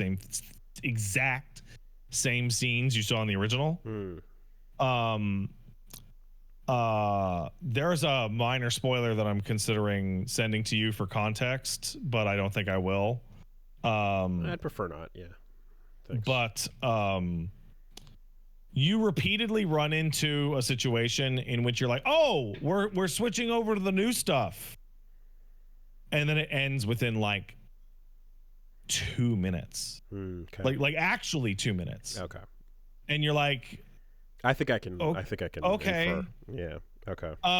And you're like, okay, well now we're gonna go back to 16 hours of Costa del Sol and hanging out with Johnny and all that stuff. And you're like, when am I gonna get back to the new stuff? This is another kind of like we're just talking about how Elden Ring DLC has to handle all types of players and builds and satisfy everybody. Like FF7, not R1 but R2, has a similarly really tall order. Totally. I think they did this in a strange order. I think if FF7 Remake was mostly on the level, but with a couple bits of weirdness, 1.0, and then this game blew it. Yeah, basically just copy the whole template from 1.0, 2.0. And then each game onward became weirder Little and farther bit. apart. Yep. That would be one thing. But right now, the first game is way weirder than the second one, which makes the second one feel much less interesting. I see. The second one is more of a nostalgia trip than it is its own thing. Because I can see one being an experience where, for example, Punch Mom playing through that and then going back to the first game, going back to the original FF7. It was like, oh, you can kind of see, like, okay, this is the original experience for the most part. And if you're somebody who's like, I actually don't want or care about any of the new stuff, I just want a remake of the original thing and I want it pretty much untouched, you can't avoid new shit, but you're getting enough of your itch scratched that you can be like, all right, fine. And then there's fucking plot ghosts, you know? Yeah. And if you're a new audience member, then you're able to just take it at face value. You can take this one a lot more at face value than Remake. Which, like, I'm very torn because I'm way into all the weird time ghost shit. Yeah. I love that shit. I love it. After finishing Rebirth, I'm like, they should have just made them straight up remakes, because me being disappointed they couldn't go farther is actually way worse than just being faithful. Me being disappointed that it's just a 1-to-1 remake. Okay, yeah. So trying to, because they have to make it work for everybody, trying to solve all audiences. Like, interesting. It's really interesting because, like, when I beat Remake, I had my audience was pretty split on the remakeness of it as to whether or not they hated it or were down for the new stuff. It felt pretty 50-50. It doesn't feel 50-50 anymore. It feels like 60 or 70-30, where it's just like they should have done more. This is really weird to hear in contrast to the previous points about the bloat in some of those areas with side quests and Chadley based stuff. Because then you kind of go like, you're like, oh, if you just take the amount of time and if you redistribute some of this effort, redistribute it, you could probably get a full accurate like amount of like remake happening, have a stop point, and then a brand new bunch of shit back-ended if you wanted to, for example, like a literal walk into the light for the new content moment that just kept going. You know what? You know, Susie in the chat, just, hey, Susie, that'd be Susie, the Sphere Hunter, fan and friend of the show. She summed it up perfectly. At the end of Remake, it says the unknown journey continues, and then the next part is 95% faithful to the original game. And again, because it kind of has to be for everybody, but perhaps the result should be 95% of that with all the extra thrown in versus 100%, and then we take it to 135% with some shit that's like, what? You know, it runs into a different problem because I feel like the promise the first game made to me was broken, and therefore I'm not taking the promise the second game is making to me in its ending very seriously as a result. because the second game ends with, oh, what could happen? And I'm like, I think I actually know exactly what's going to happen, and it's not that interesting. I see. Okay. Um, Yeah. Would you have preferred, or could it have played out like does that make any sense? Like almost what if there was a full accurate remake and now there's a Link go to the Dark World and here's all the new weird shit with a completely different things going on and a different playable character and all that, like having its that would have been really nice. Okay. That would have been nice. I'm about to say something that's going to come off really inflammatory, so I don't want people to take the examples I'm using as the level of quality. I want to just get to the core of the emotion. You almost never preface. That's crazy. This is going to come off much more inflammatory, but I just want that taste of that hyper-specific feeling. I do the prefacing. This is nuts. Okay. When I was playing Final Fantasy VII Remake, I was on board and I felt like I was watching Evangelion Rebuild, right? To the point where they even specifically referenced that they had just watched the Rebuild movies and they really liked them, right? When I'm playing through FF7 Rebirth and I expected it to be different, but it was actually the same exact thing again, I felt like I was watching The Force Awakens, where I was like excited for a totally different thing, and then it ended up being the exact same fucking thing again. Now, FF7 Rebirth is much better than The Force Awakens, but the energy of what you're getting, the energy of like, oh, it really is the same again.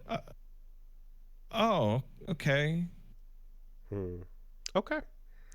I'll have to see. As a result, I'm not really excited for the third game at all. Oh, wow. Oh, that's a huge negative then. This is a very odd, considering overall you said there's a lot of cool shit that was happening. Yeah, absolutely. But to deflate the excitement is the ultimate negative. Well, because here's the thing. Compliment. The most interesting things that happened to me in Final Fantasy VII happened in the first 2/3. Like in general, like in the original game, like I think the trip from Midgar to Nibelheim is way more interesting than Rocket Town to North Cave. And chasing after the huge materia and all that stuff. What value does the actual accurate remake with nothing added to it have for you? If it was that, enormously. But it's not that. If this was a Resident Evil remake and it was a one-to-one perfect encapsulation of all your favorite bits, plus improvements, plus stuff, I would be judging it differently. But getting me excited only to disappoint me is way worse than meeting my expectations, because it's falling short of either of the two directions it could have gone in, and you wanted full throttle one way or the other. You didn't want it to be in the middle. The other thing is that I spoke to some people and I was chatting with Chad afterwards, where the ending is it's confusing. It's a little confusing. Mm-hmm. It's not that confusing. I think I get the sentiment there.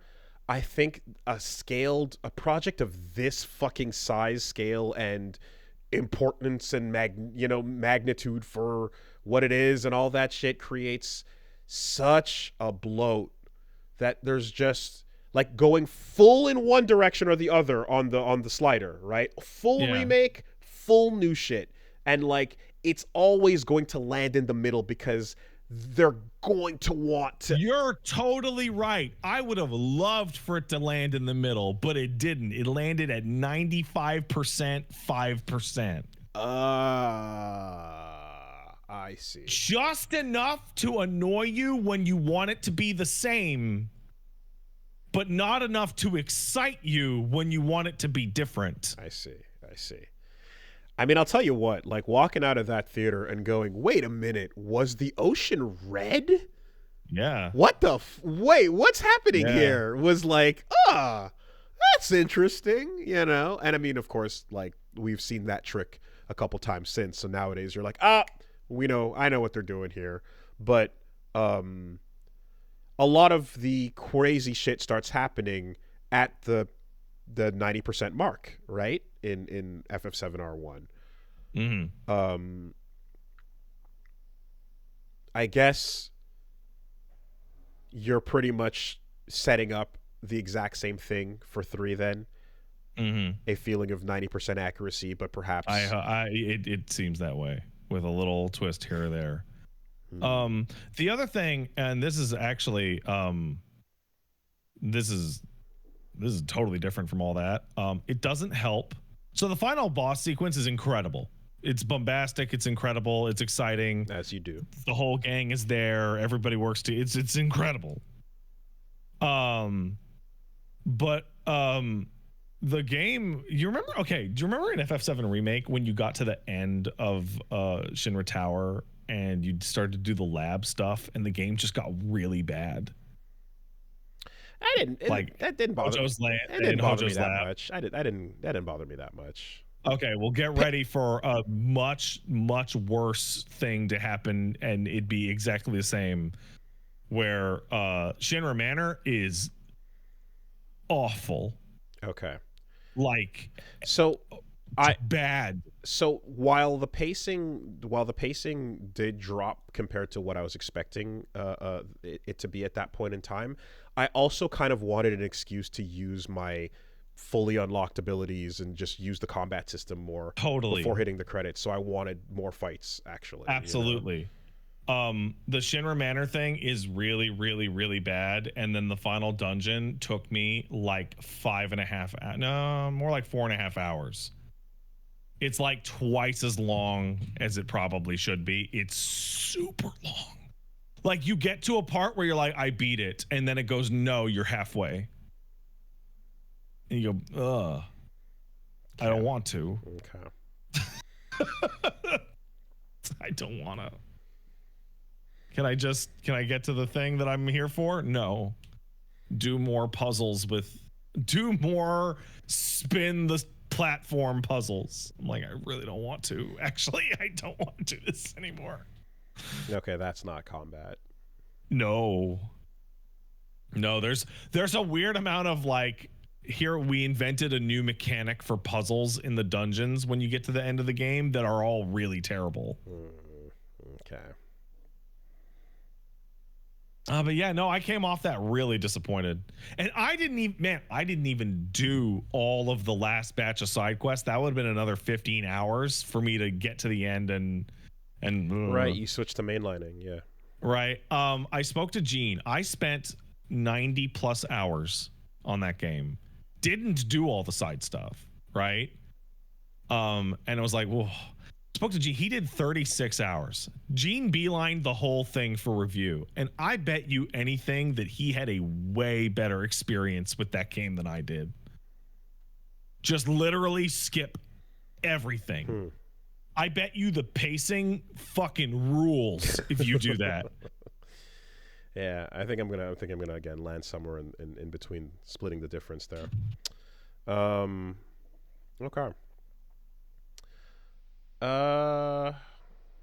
One last thing. It forces certain characters in your party for certain boss fights. That's rough if you don't like some of the characters in your party from a battle perspective. Okay. Like, there's a character in that party that I really don't like to play as, and they're like, you will fight multiple boss fights as this character mandatorily. You're like, fuck. I really don't want to. Okay. Well, you have to. Okay. Anything else of note?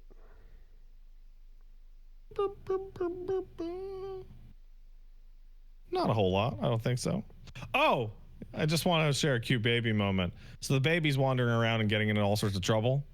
And he has blessed us with a particular baby idiom, or sorry, not idiom, quirk that is great. Every time he picks up something that he's not supposed to have, he goes, oh. for like 5 full fucking seconds, like every time. So like picks up like a piece of cat fur off the floor. You're timed. He's gonna try and eat it, right? But first, and you hear that and you're like, he's got something he's not supposed. He's gonna try and eat it. Yeah, it's like, is that the process of like, am I supposed to have this? Is anyone gonna try to stop me? Yeah, and the answer is yes. Yeah. Okay. Yes, I'm going to stop you. So from the other room, you can hear, and you got to get there before. This is really important. Not from the other room. He's not unattended on the floor in a different room. Okay. From turning your head to look out the window for 1 second. Right. Okay. From behind you, you can hear the music play. Yeah. Yes. All right.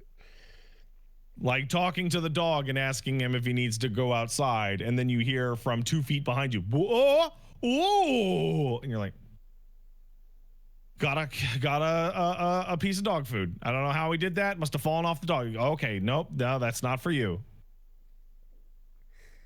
He's got the charger for my phone. Yeah. That is a useful noise. That will come in handy. It's great. It's the best. I love it. Big startup tells. Good. What's the week looking like? The week is looking like, I asked people, do you guys even want to see any M. Bison? And the only person that said yes was Heafnoff, and I know he's got ulterior fucking motives. So tomorrow and the day after are Erdtree. Big Erdtree. And then on Thursday I am off, and then on Friday, Saturday, Sunday, Monday, Tuesday, Wednesday, Thursday is going to be Dawn Trail until I beat it. That's the Final Fantasy 14 Dawn Trail. Why even put days there? Just say Dawn. Well, because it looks nice when you make a Twitter post with the schedule. And it's just a bunch of it in a row. Just delete the border between the days and just make one giant block. I don't think I can do that. But M. Bison will live on my show during the queue. When I sit down to stream Dawn Trail and it tells me that I have to wait for 45 minutes until I can get in, that's when M. Bison will live. Okay. That's over at twitch.tv/PatStaresAt. Alrighty.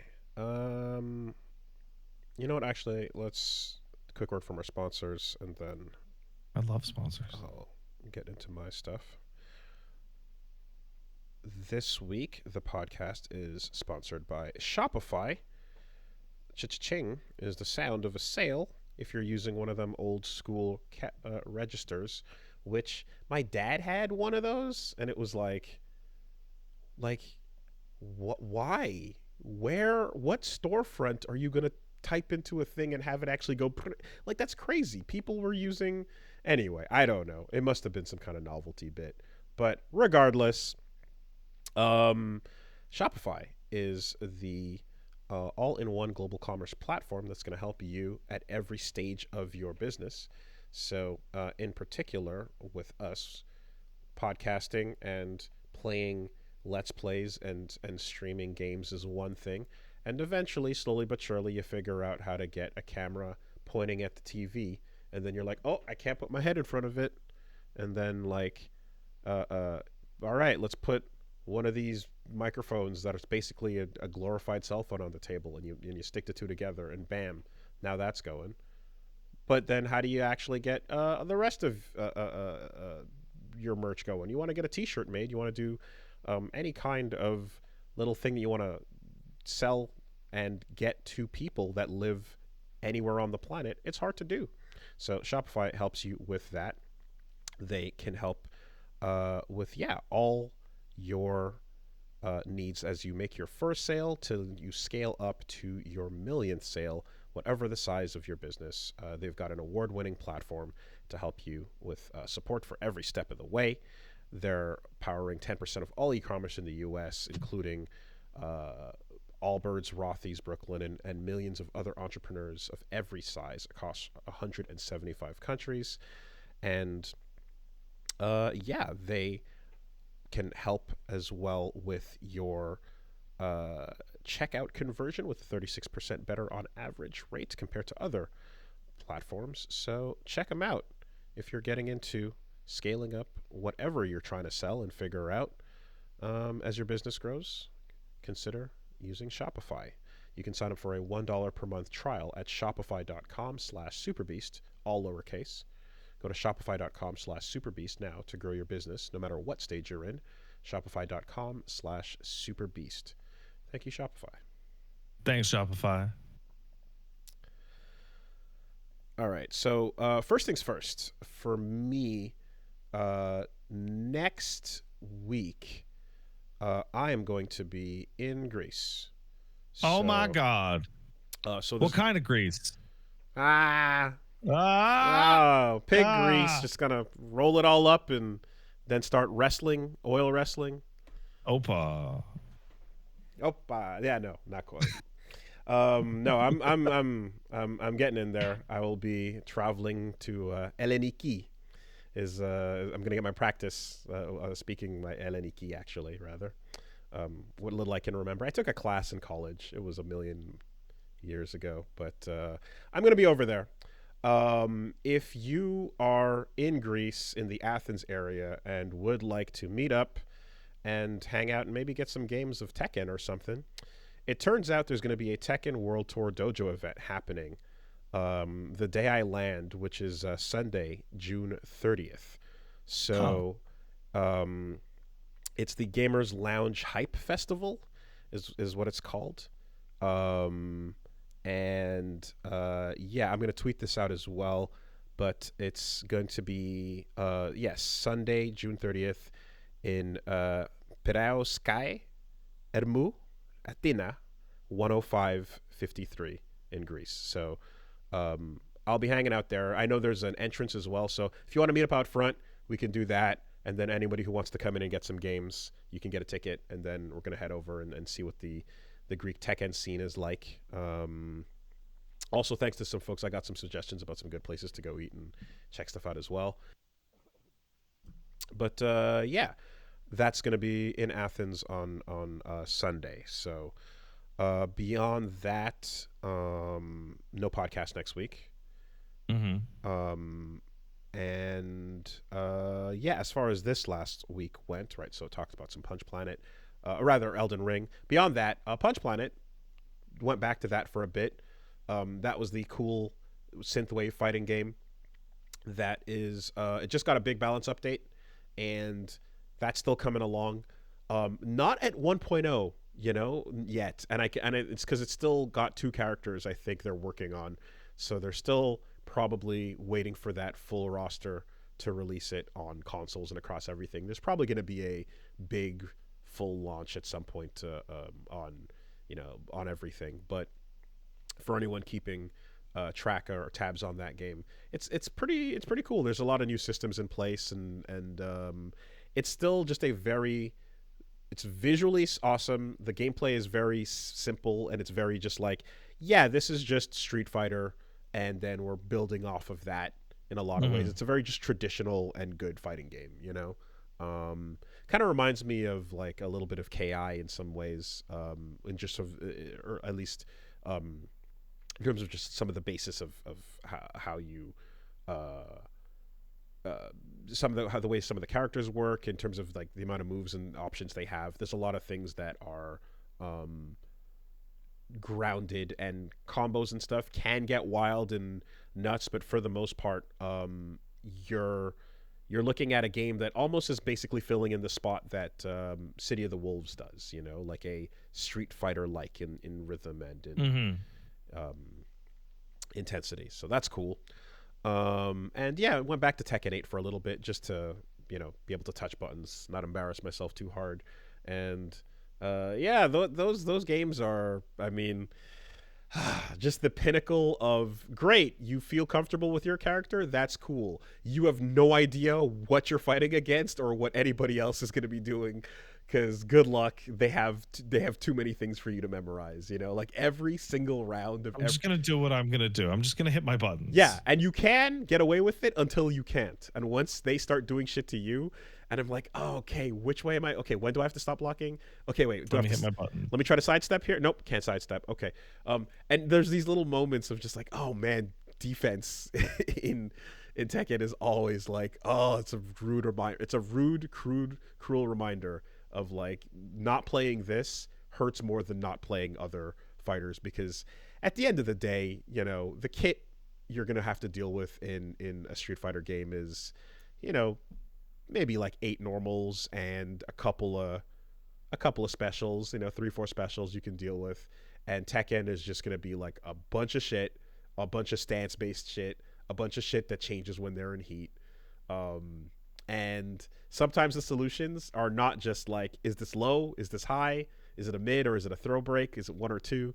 Do you have to sidestep left or sidestep right? You got to be concerned about that stuff. And then, of course, something that is getting relevant as well is like there are moments where it's better for you to block by letting go of the stick, because Tekken has neutral blocking, right? If you don't touch the stick, weird. it has neutral blocking. It'll block for you as long as it's high, you know, or mid. And then there's times where it's actually better to do that so that you get right into the next stick position you want to be in. It's crazy. Wake up options when you're on the ground, you know, like the level of like you don't really think about it because you're like, oh, in Tekken you just kind of get up in, you know, a bunch of different ways, but you're like, there's like getting up on the spot, back, front, left, right, up with a kick, you know, up with a handspring. There's like fucking, it's crazy. I think there's like 9 or so like main things, and each one has a call out. And oh, Tekken, I really like it, but I feel it reminds me like, yeah, bro, you don't play me, you're gonna feel this every time you fight a character that's in your face, blowing you up, and you're like, is it my turn? It's not your turn yet. Maybe it's still not your turn. Good stuff with that. I was gonna give a little Fallout update, but just watched the second episode, and still keeping a keen eye on our ghoul friend, and I'm not sure what the Jork report had to say, but as of episode 2, I mean, spoiler alert for episode 2, he shot a dog and then healed it. Yeah. And that's where we're at so far. So I'm like, oh fuck, okay. I'm like, the Jork report's probably gonna assume that you've watched all 8 episodes. Yeah. We're gonna have to get there. You know, it's funny because me and Paige is working very hard on her report. And she's worried she's taking too long. And then I'm sitting here, I'm like, you know what? I mean, Woolie's only on the second goddamn episode. Christ, she has ages to get it ready for you. I suppose, you know. But I also, like, I will say that I also never immediately knew. I'm like, there's no way. Like, we know the number one thing every audience hates in all test screenings is a shot dog. Like, with a bullet. You cannot upset an audience any further than shooting a fucking dog, or stabbing it for that matter. Well, luckily they fixed that dog at the end of the episode. I'm like, I just until the credits roll, I just don't buy that this dog is not going to be fine, you know, which it totally is. And it's and yeah, that is the rule of thumb in all media, unless your name is Araki, in which case go fuck yourself. You bet your ass I'm going to stomp that dog out. I do not give a shit. We need to establish our villain one way or another. Or Yakuza, for that matter. Anyways. No, there aren't. I can't remember ever fighting a dog in Yakuza, ever. No, but there's a puppy that gets kicked in a side quest. And then... Well, on the main quest of 1. Okay. And then the puppy... one of the first objectives ever is, quote, save the puppy, end quote. And Kiryu just watches as the puppy kickers run away. And, like, goes up to the guy that, like, got beat up beforehand and is like, hey, you're a good dude. Like, I bet those kids are sad that their dad didn't get them Dragon Quests. Anyways, yeah. So not much to it. That'll be it. So if you're at the Gamers Lounge Hype Festival in Athens, come hang out. And beyond that, this week, some Elden Ring and some Yakuza, Tuesday and Wednesday, and then that's gonna be all because I gotta get ready for travel. So yeah, come tune in, hang out. Should be good. A Wooly versus on Twitch and on YouTube. All right. In the news, hey, I gave my take on Twitter on this immediately, but yeah, we're hot taking now. Well, it's Marvel's free. Marvel is free, and at long last, that campaign from forever ago coming to fruition. And like I said, my favorite part is that this Marvel vs. Capcom collection rolls out the red carpet for the fan-made Ultimate Marvel 3 Community Edition and Marvel Infinite and beyond, because it's every versus game, minus Tatsunoko, of course. Every Marvel versus game in one collection up to 2. So, and that's going to be on everything except Xbox, which there's rumors that Microsoft is not allowed to have Marvel games or X-Men characters. Yeah, because they're exciting. there's some weird rumors about that. Why don't you have Marvel games, Xbox? I don't know how real. I don't know the veracity of that or not. But regardless, yeah. So it's great just to have a collection for people that allow these games to be played, on future platforms for everybody. Just the ability to preserve it. That's my main thing with it. And if you have it on PC, then that's going to last extra long compared to the console versions. Now, a long time ago, Wooly, you said we were talking about Capcom. This is like 8-9 years ago. We were talking about Smash Brothers and the roster that Smash Brothers has. And that we're talking about Capcom All-Stars, and you were talking about that Capcom has the most amount of beloved characters. They're second only to Nintendo. Yes. Like it is astonishing. Yes. And I'm sitting here and like Capcom just gets like a win every 2 or 3 years where they go, "Hey, do you guys like Capcom games? You want to buy them again? Yeah, here you go, dumbasses." Because and we go, "Woo!" And we're right to do so. But like, there's so much that Capcom could just put out. I mean, for one, it's not like we don't have to subscribe to like a Capcom online shop where they've been selling them back to you for like every generation forever now, admittedly. But the main thing is to just like really, it's like get it on PC officially, get it with rollback.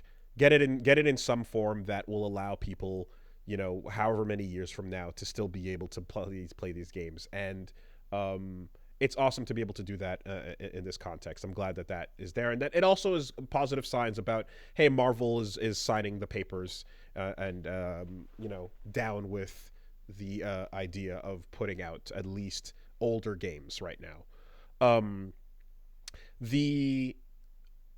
There's always an asterisk with these things, and I really hope that this time they're minimizing the amount of like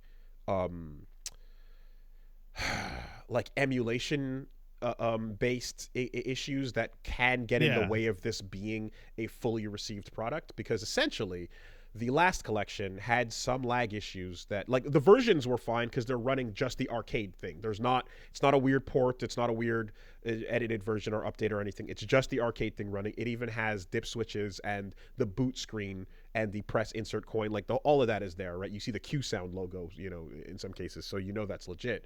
But if there's any input lag getting in the way of your game, if it's subpar to, well, I mean, not just like CRT testing, but if there's anything with playing online as well that might create an issue, people will just be like, nah, I'm not running it, right? And so in particular, a lot of people that play retro stuff were like, yeah, I'm not going to play VSAV on this Capcom collection because it runs better on Fightcade.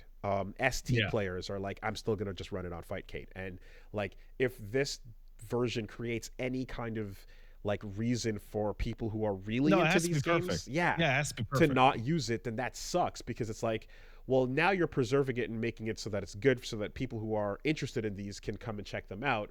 But you're also then not fixing the problem where the people that are the most into these old games are going to give a fuck about this new release if they look at it and go, yeah, that's cool, I don't care, I'm still just going to stick with this one, you know? Physical copies existing, all of that shit. Like, I wish that these releases could come out and be good enough for people to run tournaments on and for everyone to not have any of these issues. So I'm really excited for everyone to find out just how much more love there is in Marvel vs. Capcom than there is in Marvel vs. Capcom 2. I mean, like, but it's crazy. Yeah, well, you know, a little bit of that CVS 1 versus CVS 2 thing as well. I think CVS 1 to CVS 2 is even worse. It's but you need a little bit of both, because the sauce requires some love initially, and then throw it all out there, see what sticks. Okay, take that Morrigan sprite and slide it backwards and forwards. We've only got 4 others. Okay, that's fine. Right? Create an entire character out of Bone Claw Wolverine. Just paint bucket fill his claws to be a little more yellow. Done. Right? The level of bullshit that Marvel 2 is based on. It's the most Mugen it's ever been. Marvel 2 feels like a pirate video game. it absolutely, like, I mean, even like so Capcom Fighting Evolution / Fighting Jam was just, it was that feeling with less content and not fun to play. Yeah. Whereas Marvel 2 is fucking just borked and janked to all high heaven, but there's so much happening that you can find some fun shit. And even though the characters have, you're like, wait, what do you mean you only have 4 buttons? You have to double tap to get your mediums? What the fuck? What are you doing? It's so weird at the time. It's so weird. You know? But it's like, yeah, who cares? There's everyone's here, and there's 3 assist types for everybody. Go nuts. You will never learn every matchup. It's batshit. No semblance of attempting anything being fair balanced or sane whatsoever.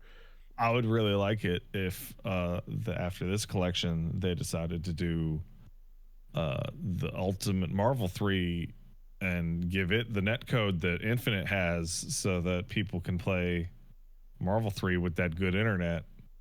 I mean, that'd be nice. That would be nice.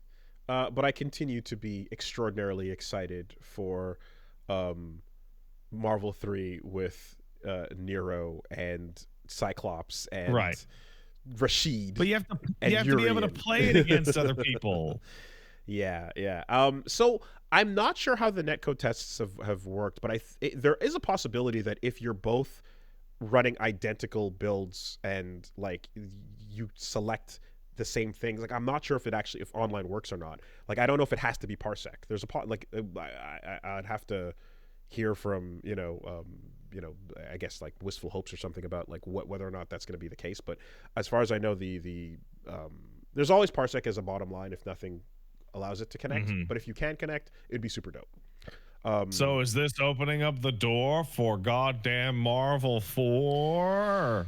It doesn't seem like Capcom's interested in giving us Capcom versus Capcom anytime like soon. It feels as if that's been a like any minute now, come on guys, and then they're like nah, so you're like all right, I guess not. And the dream of Capcom versus SNK is now fully dead because Terry and Meyer just coming into Street Fighter, like you kind of. But I also think that represents the fact that the news about Capcom versus SNK back in the day was both studios grew up like the staff were all friends with each other because they're the two fucking monoliths or well, that word doesn't apply. Anyway, the pillars of fighting games, they knew each other, they worked together. People from one studio would go work at the other. They're all friends. Those people all left the companies and didn't recognize each other anymore, didn't really know the staff at each place. So Capcom and SNK during the 09 and forward years were kind of like not really that they didn't know each other that well,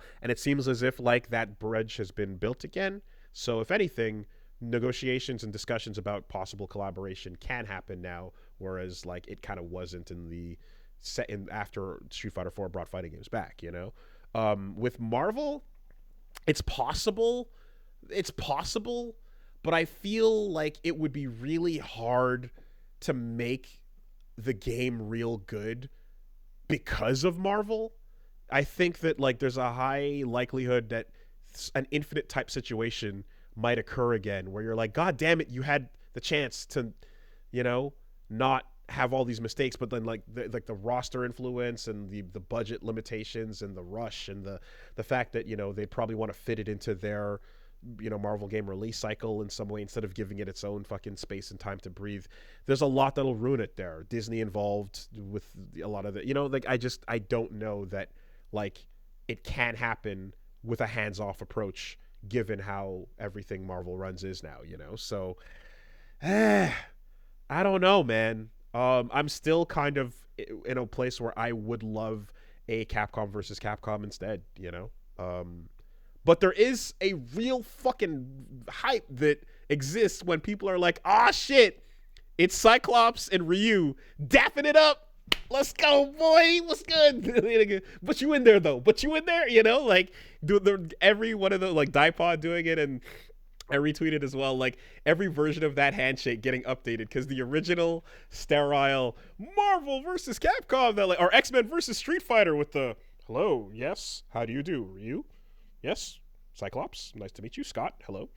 And then now the energy is just like, what it do, baby? You know, I love that shit. So yeah, I know that the X-Men and like every character from the you know Marvel as a whole has like a lot of just fun fucking cultural value. But I just feel Disney is gonna fuck up any new project that could come out in this series.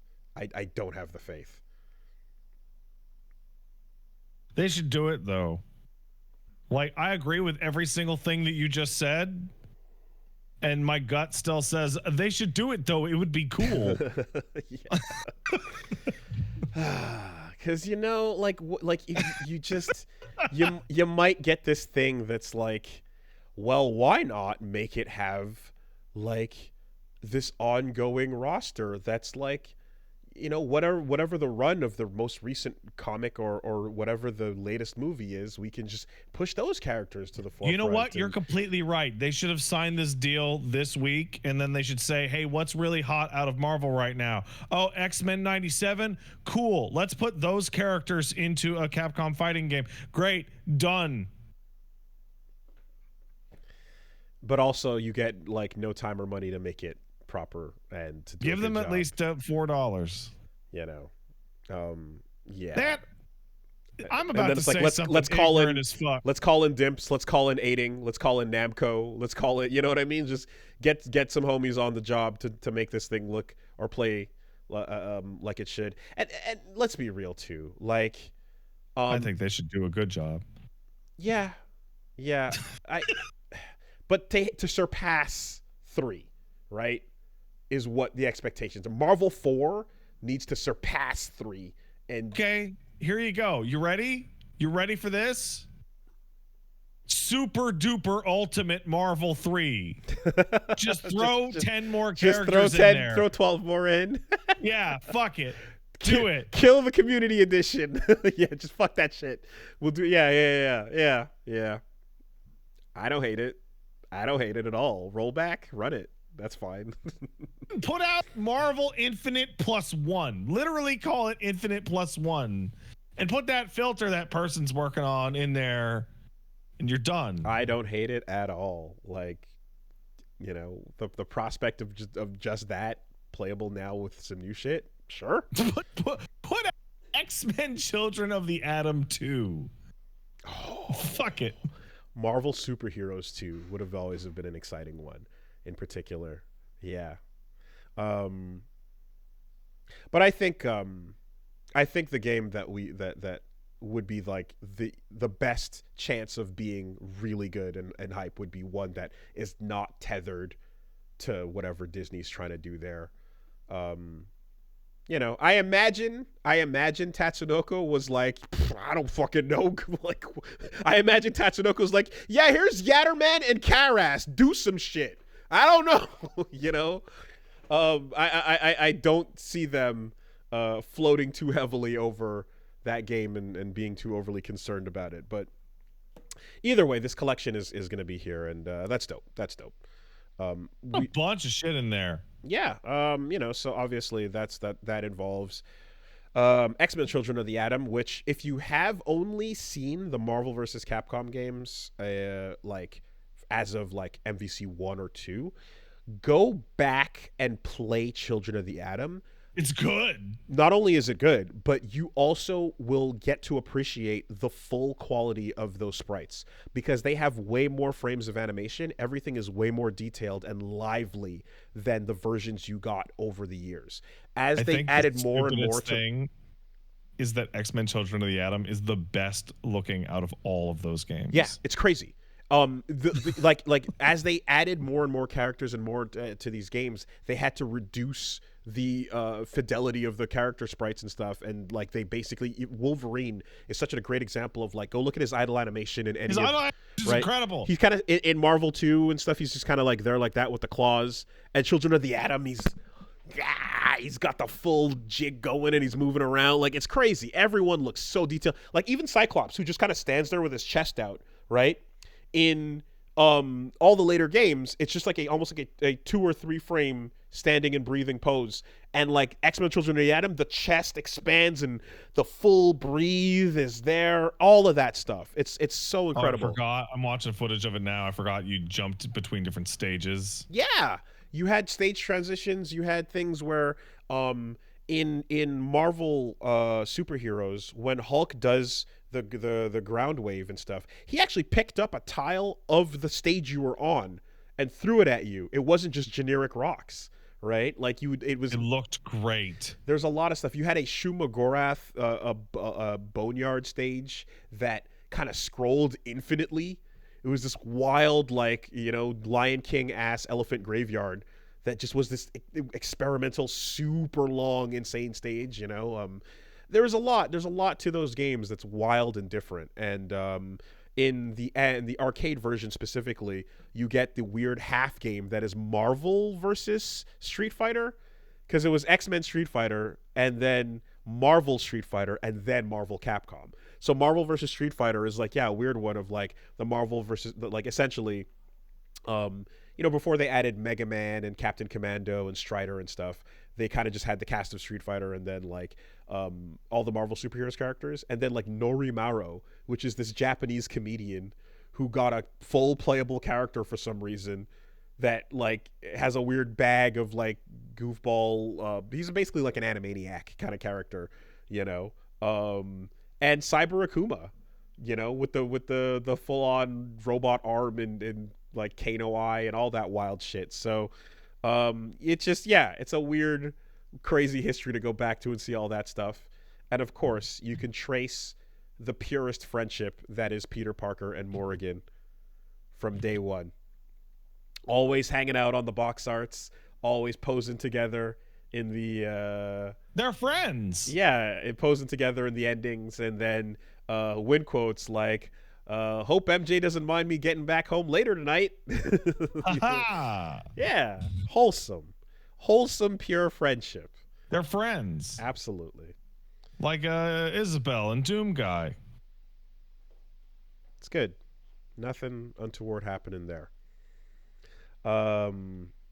Also, the wildness of this collection being announced in a Nintendo Direct of all places. Yeah, it's not where I fucking expected. That Nintendo Direct was great, by the way. That was a crazy one. Mm-hmm. Like I talked about like, you know, there were some folks, and we had the discussion last week of like, oh man, a lot of those shows burnt out and jaded, cynical fucks that we are, yada yada. Why even watch them?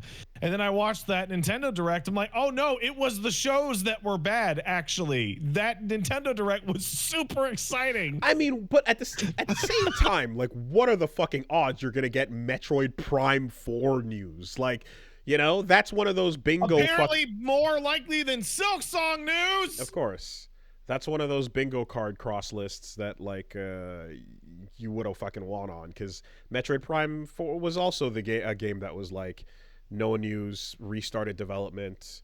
Is it dead? Is it not? Etc. I mean, there was some Silksong news if you technically count. Yeah, it's where some guy says it's not in development hell in the same year that Elden Ring's DLC comes out. By the way, Elden Ring and Silksong were announced in the same year. Mm-hmm. So Hollow Knight, Silksong, according to a semi-regular Team Cherry correspondent and playtester named Greg, he said it's not in dev hell. It's disheartening that things feel this way because fans have gotten pretty cynical about things and such. But he's agrees that Team Cherry should be better about communicating with everybody. So apparently, this person has been known to say other things in the past that have not been untruths in regards to Hollow Knight. So here's where I'm at with that. I'm going to just give this guy the benefit of the doubt and that he believes what he's saying. Right? He is of the genuine belief that the game is not in dev hell. He's not on Team Cherry. Right. But to which I say, like, why should I believe that? You've brought us nothing. Just your opinion. There's no meat to this, bro. Well, just trust me. What he says is, quote unquote, every software dev cycle ever, set internal dates, miss them all the time. Normal part of software dev. You don't hear about them because they don't announce them to the public. Normal for every dev cycle. That's not true. I mean, well, so it's true to the extent that this does happen all the time. What is not regular is the amount of them that have been blown by, and the length of time. This type of what he's describing does occur, but it just doesn't occur for this length of time. Hold on. When I say it's not true, when he says every dev does this, it's totally normal. It is not normal for a dev to miss every internal deadline and then not say anything about it ever. Like, Metroid got re-revealed and has a release date, or at least a quarter. I forget which. Fucking Nintendo, the company that won't tell you what team is working on their games, came out and said, yeah, we restarted the entirety of development because we weren't happy with it. I think the point of what he's saying is nothing unexpected and surprising out of left field is occurring behind the scenes. It's just classic game not ready yet, being late and missing all their deadlines. So, like, if that was the case, there would be more than actually literally nothing. And communication is fucking dog shit, right? If you if there were nukes and absolute landmines going off inside the development that has led to things like massive restarting of areas, scrapping of progress, huge changes, huge major things that have led to, asset redesign or whatever the case is, reopening up the design itself, then that is all stuff that, if you did communicate, people would still hate that shit, but you'd understand where and what's going on and why, and we speculate as to maybe someone has health issues or whatever. Tester here is saying, nothing wild like that. Just shit is missing its deadlines and continuously doing so, which I think, if the anything, funniest thing is that is dev hell. Yeah, well, that's the thing. It's that it's a benign thing that is like, folks are not able to hit their deadlines, and this is still some example where you need a producer and or person, the type of person that we hate existing in most cases. Yeah. You need that person here to go, I don't care, you have to hit this. It doesn't matter, something has to come out. Like, it still is missing that. There's like, what's a really good example is Elden Ring, right? So Elden Ring took forever right? We had a whole talk about Elden Ring, about where the hell is Elden Ring, right? Took forever. And then they were making changes to that game like up until like the fucking day before it came out.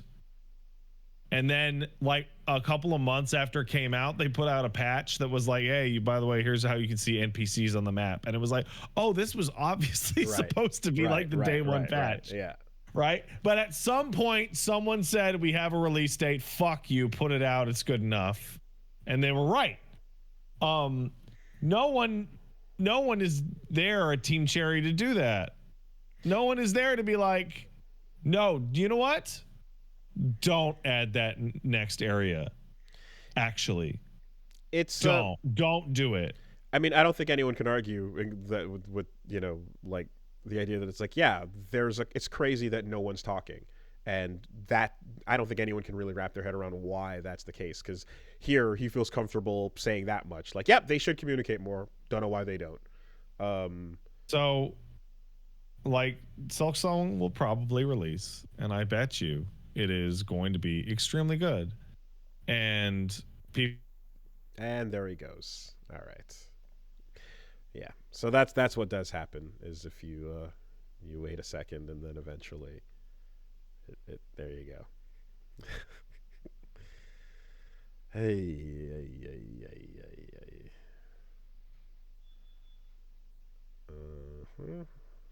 And then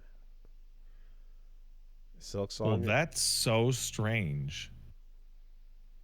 What did you do to get back in the call? So that time I didn't manually close it. I just waited for it to do the auto kick, and then it auto kicked. So weird. Like I was saying, is that and I'm back too. Yeah. Weird. I bet Silksong come out and it'll be very good, and people will say that, well, you forgot about all that stuff. They were right to not do it. Who cares? I will carry that resentment in my heart. Even if I have the best time with Silksong, I will carry that annoyance and resentment in my heart. And will therefore not get excited for their next project. Because fuck. Christ, I'm not even excited about Silksong right now. Well, I was going to say, I mean, Ghost Song came out, right? Yeah, it did. Fully? 2022? Yeah, absolutely. That just fizzled in its entirety. They got, it was one of the Kickstarter darlings. It was right there at the beginning. They got my money. They got my money. But that affected me and my interest massively. Not that it was any again. There's no shortage of things to play, but hey, you know what you can stay excited for? Beyond Good and Evil 2 is totally still in development. Promise. Big promise. There's some ports of one coming and some other stuff. I mean, I didn't even really throw that on there, like, to be honest. It's like, yeah, okay. Oh no, I wouldn't have if it wasn't funny right now to be like, yeah, we're still doing it. Zelda from the top rope with the chair. Yeah. Legend of Zelda: Echoes of Wisdom. It looks like after people pretty much have put out. There was a time when, like, I think it was like pre-Linkle, where everyone was like designing the, like, what if Zelda was the protagonist of a Zelda game thing. And like, yeah, okay, officially here it is. That whole discussion was so weird because it would be just exactly the same. It was just like Link's hair would be like an inch longer. And look exactly the same. So the hope with that would be that gameplay style could be interesting and different. And in this case, it seems to be like, yeah, cloning and making objects and stuff. That's all fine, and I'm sure there'll be a lot of mechanics that'll be fun to it. I enjoyed, Link Between Worlds and some of the stuff that was put out in this the toy box kind of art style here. There's a little thing, like, I have no problem with the toy box art style. I do wish for Zelda being playable in the first game, it would have not been that. I would have preferred like any of the other art styles. I think it would have been cool to get to fully appreciate, like, just a Zelda based game. But again, it's not a huge deal at all. It's just a slight little thing. But I'm well aware that there's like all sorts of brand logo nonsense that goes into this, but this should be called The Legend of Link. Yeah. I mean, Zelda 2 was called Link, right? Mm-hmm. Yeah. And again, it doesn't have to, I'm not necessarily saying it had to be like a dark, serious, badass Twilight Princess. No, I can go with Wind Waker on that. I can go with any of the more stylized, cartoonish Zelda designs too as well. I just think that like the toy box style is like, it's kind of like, oh well, if you kind of already know what this is, and you're kind of like revisiting something, and you're taking an artistic approach to it, that works as well. But it would have been cool for this to be like, instead of feeling like kind of like a half step with a new Zelda game, but now it's Zelda's protagonist. It would have been cool for it to like fully be like, hey, we're doing a whole new thing that is giving a Zelda playable game the amount of respect it deserves, with like a brand new art style and a whole new, maybe even musical side to it, and maybe the art direction and the music and a lot of the elements will play, even the HUD, finding ways to make it all really Zelda identified would have been a really cool step to take, instead of like a modification of what we kind of got. But I think it should have been a first-person shooter, and it should have played like Heretic. But that's asking for more than that's what I'm I sure think they're willing to do. Yeah. Anybody remember Heretic? That game fucking rules. Yeah. No, I know that that's not within the scope of what they're trying to make. I'm aware that's a whole other thing, but it would have been cool. That's it. It's not a. You don't have to justify it. You think it would be cool, so they should have done it. You need to fucking expand out your fucking truth out to the world. I don't know why that's weird. I don't know why that's a weird thing. But all right. What is rad is fucking, how about that Brothership? That looks really cool. Mario and Luigi. I think that's a really unfortunate name. Yeah, because, that goes where it's going to go. You can't really stop it. They're going for the friendship pun, but it is what it is. And this is also I was curious about it, and this is the first Mario and Luigi game that's not being developed by Alpha Dream. Oh really? Yeah, because they shut down a couple years ago, pre-COVID, I want to say. But Nintendo's not saying who or what studio, so it seems like it's just maybe internal, but they're saying some of the original devs of Superstar Saga and those series from Alpha Dream are working on it, but they're not saying who's making it right now. Well, those games are incredible, so hopefully this is just as good. Bowser's Inside Story is like low-key one of the best DS games. I just hate, it sucks that Nintendo's so like, don't worry about the developer, it's a Nintendo game, shut up. It says Nintendo on the fucking box. When you go to their store and you go to the shops and stuff, and they're just like, "Whoa, who made the Nintendo? Nintendo fucking made it. It's a Mario game. Who the fuck you think made it?" Oh God, just can we big up a studio, guys? No, yeah. So that's all we know for now. But looks cool. Looks like fun stuff's happened. Big old co-op antics, and or not co-op,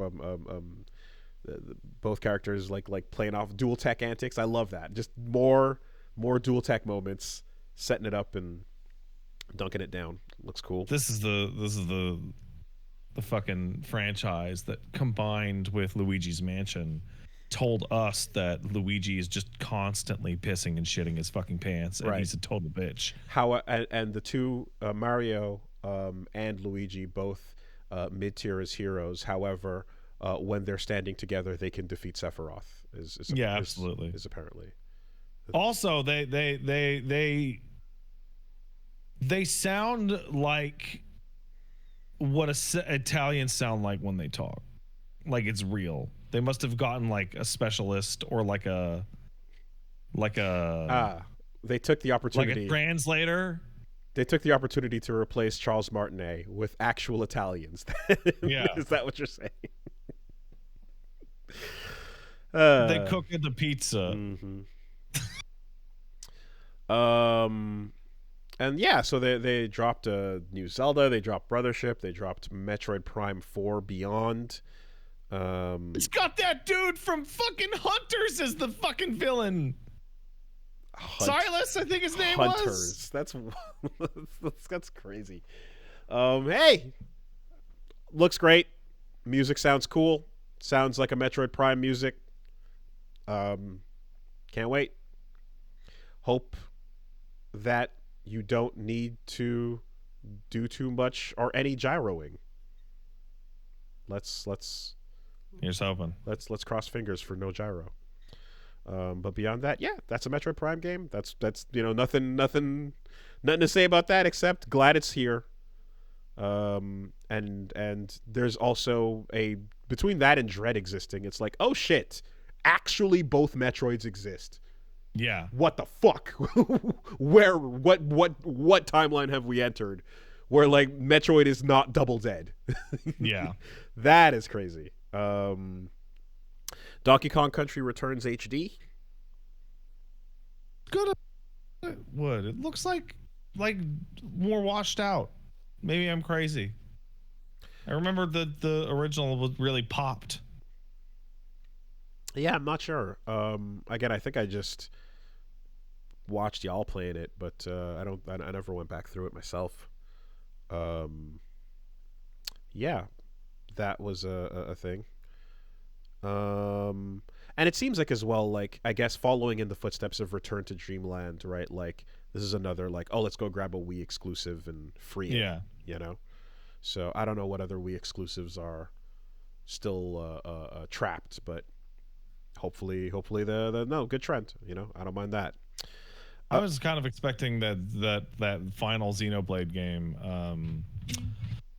What was it called? The one that doesn't actually link into the others. Chronicles the X. One for the Wii U. Was that Chronicles X? Yeah, I was expecting that. I was surprised to not see it. Dragon Quest 1, 2, 3 HD 2D remakes. That was a really good way to announce that. I really loved how they showed off 3, and then they pan back and they're like, and 1 and 2 though, also. Kind of like the from Front Mission stuff, Yeah. where they're just like, hey, we're remaking Front Mission and the other one and the other one. Oh, did you hear about Front Mission 2 coming out? Did it drop already? Oh yeah, it came out months ago. Are you confused as to why no one ever mentioned it to you? Yeah. Because it had a machine translated dialogue and it was complete nonsense and unplayable. Cutting the fucking corners. It was a new translation, which meant they just threw it into Google Translate. God damn it. Just grab the Excel sheet. Just fucking fuck. That sucks.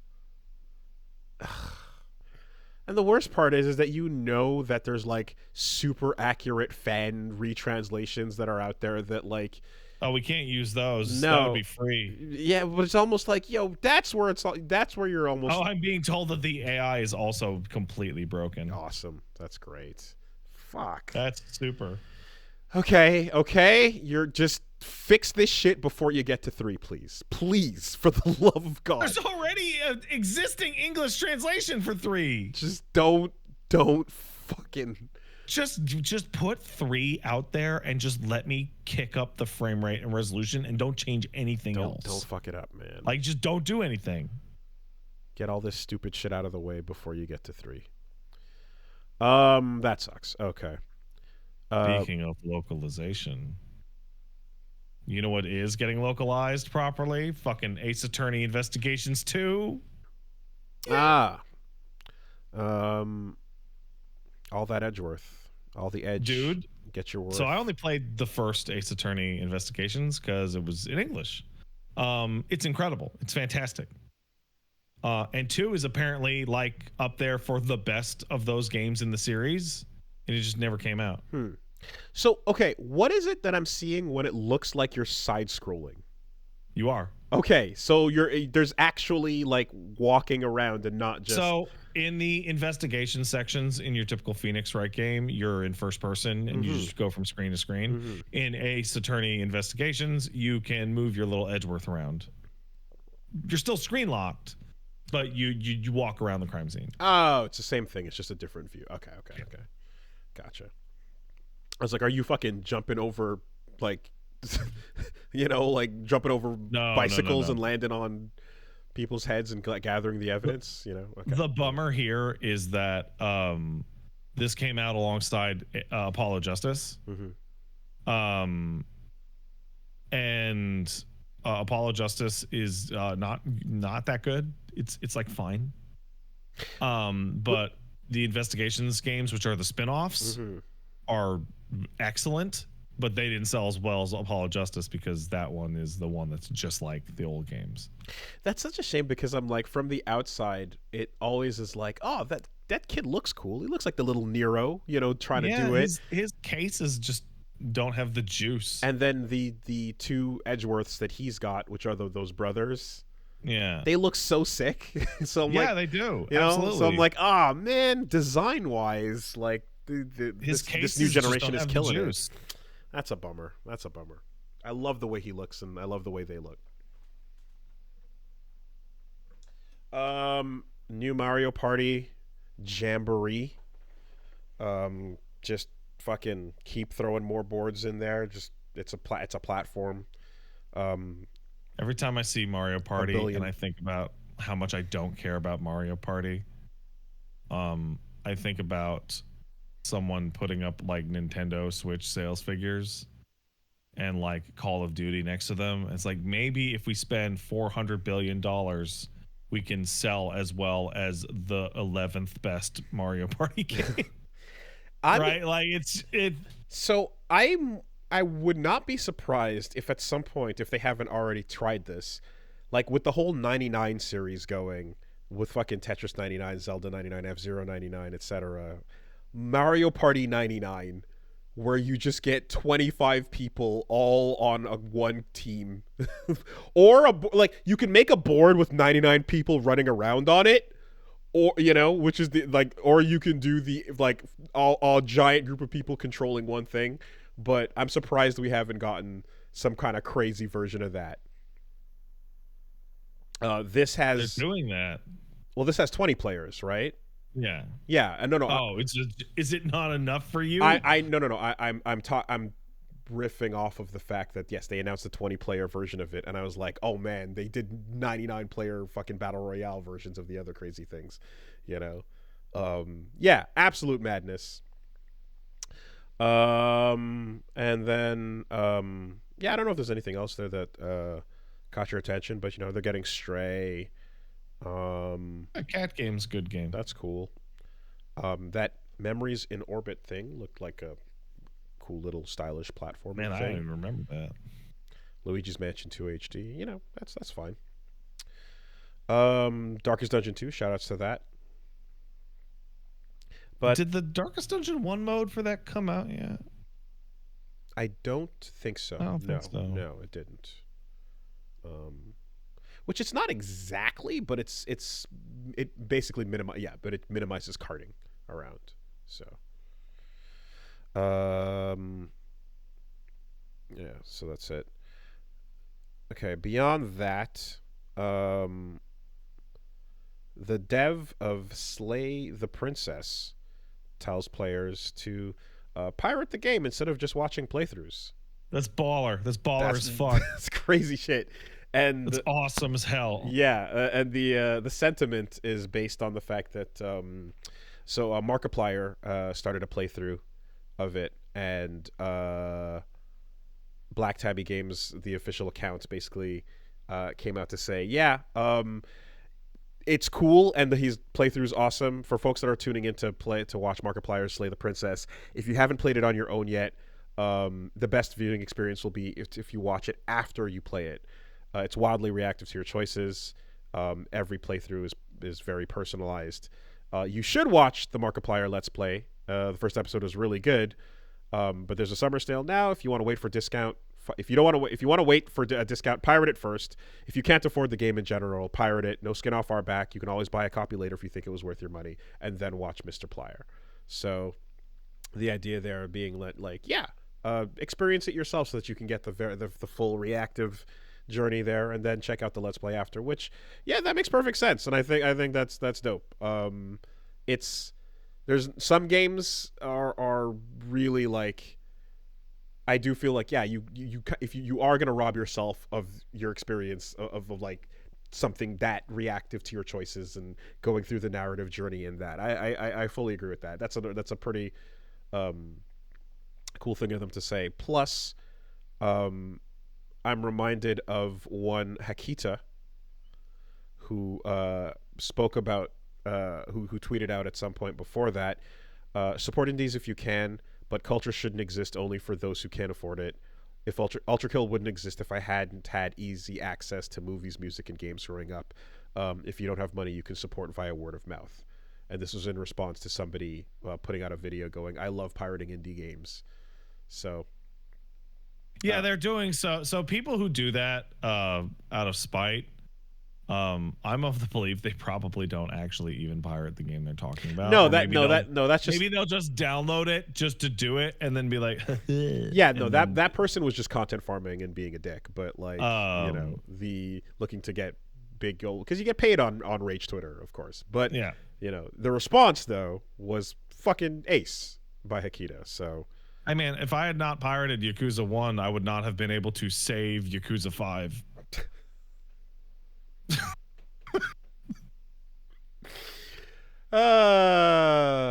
Like, come on. What if I told you that first copy of Metal Wolf Chaos that we were shown... Yeah? The very first one that James showed me was on that jank was Xbox? Installed on that Xbox. Yeah, what if? Only to save the game later. That's wild. That's crazy. No. But no, seriously, people, if you don't know about something, how can you care about it? Mm-hmm. Like that's it. And I do emphasize as well, like, and if you think shit is, like, and absolutely support what you want to support. I think when shit like Bloodborne Cart comes out and is like turned into Nightmare Cart and goes through all of that journey to release, and it still is a free fucking awesome little project, like, go, please, absolutely donate, like, keep that shit going. That's awesome. Deserves the support. CD Projekt Red is like, that's a company that's making your big blockbuster super games, and it's like they used to broadcast the fucking piracy tapes over the radio. Or I forget, I'm not super familiar with those old ones, but I think it was like the Amiga or the Magnavox or whichever one you could just record the radio on a cassette tape and plug it in your fucking system. Yeah, they were just broadcasting shit over Polish public radio. Like the piracy to doing it for real pipeline is huge. Now I should note, of course, as well, the Slay the Princess dev also did delete these tweets after the fact. Somebody from their company probably yelled at them. And I think not every game developer is going to share these sentiments, and not everyone's going to look at this the same way. Ubisoft always tells you that if you pirated a game, you actually burned money in their vault. I mean, even via magic. But even among indies, not every game dev feels the same way about that, and that's I respect that. That's fine. But I do think that what they're saying here has a sound logic to it that makes sense given what they made and how they made it themselves. And you know what? It's actually pretty interesting because I'm seeing people mention that Crunchyroll used to be a piracy site. And it was a good piracy site that then went legit and was a good legit site. And then they decided that they really wanted to get back and really push people back to piracy by becoming a much worse legit site. Right. And there's a bunch of things that have a similar kind of story. But yes, that is uh, the summary. Someone says there, it's okay to want to be paid for your work. That's I don't want Absolutely. I don't want to put energy out there implying that like this is the way it's for everybody. Everyone should always receive fair compensation from their work. However, if you're working in an artistic medium and you're dealing with people who will never interact with your work monetarily ever because they're either broke or are literally children, you're not losing out when they Or interact with your work. or are in a country where they're not allowed to, Where they're not allowed. Yeah, which is that's most of the case. Um, I mean, if you want to get real crazy about this conversation, let's not even talk about how many pieces of art, digital art, or digital videos you have watched on YouTube or seen on the internet that were made with less than legitimate versions of Adobe or Sony Vegas or what have you. mm-hmm. That's just expensive. If you're a student and you have access to a student version of some shit, you're gonna see people hanging out in the college working on those computers rendering shit out. But And you know who had the best racket? The photocopier kids in college. They just post up at the photocopier and like, bring me your textbooks. Copy Doctor. Yeah. Absolutely. I mean, I don't know if she's still around, but like there was an individual known as the Copy Doctor in Montreal, and like she'd meet you on a park bench and just get you a full photocopied version of whatever fucking textbook the school was or your university was trying to run a scam for that year, because the level of bullshit with those things is like, not only like before they had these like return your textbooks or sell them back to the bookstore kind of programs, but like there was a system of straight up publishing a new version almost every 2 years with extremely minor changes that meant nothing, and they would still be like, yeah, fuck you, spend $80 on this book. It was insane. It's such a scam. Yeah, I remember when they started putting in like text codes to get like, to get the latter half of this chapter QR fucking whatever, and then the response to that was just like to not do that at all and ask those questions in class and then get the smart kids notes. Yeah. So enter the fucking hero that was the Copy Doctor, just saving everybody there. It's such a fucking scam. If I'm paying tuition to go to higher education, then the fucking books should be free. That's so fucking ridiculous. They're mandatory costs. And not to mention, and even the like buying them used and selling it back for the next year student thing was just like, the used cost was insane already. Like it just, nothing about it made any sense. I remember on Rate My Teachers, I think that's what it was called. There were some teachers that would get low marks because they would go, no, we're teaching according to the new textbook. It has to be this year's textbook. Exactly. Because I wrote it. And it's like, well, if you wrote the textbook, why do I need the textbook? I have classes with you. Mm-hmm. You're the textbook. Why should I buy the textbook? And I've of course I'm talking from fucking 20 years ago, so I don't know what the digital equivalent now is of like selling you a PDF or whatever, but I'm sure they found a way to, transition their fucking scum business over to the digital realm. Anyways, speaking of rolling out your scum business, hey, speaking of the latest updates from Embracer Group. Embracer Group rolls out a new AI policy to massively enhance game development. Company claims that shunning AI models will lead to it being outrun by its competitors. So you don't make anything. Nothing. I mean, not much to that type of headline or story, except just like Embracer races to be the most to make people as upset as they possibly can in one calendar year. The race to the bottom continues, and it's just not much. Again, like you're like, yeah, the same decisions, the same minds that made all the decisions that led them to where they are can look here and think this is the right move to make now. Actually, yes, why not? We got here based on these minds. Why wouldn't they continue down this path, especially given that all of these things that have exploded and gotten lit on fire have been 100% just investment based responses, swerving off the road. Everything they've done has all been based on, like, when we talked about the response to investors, response to trying to beat the market, right? Of course, you need to throw words out there. You need to, Game Shark needs to rename itself to AI Shark and stuff, because if you use those letters, people who have cash in hand that they're looking to burn are going to show up. So this is the type of press release to just get people who are searching for the letters A.I to invest in to show up. It's not much more than that. So,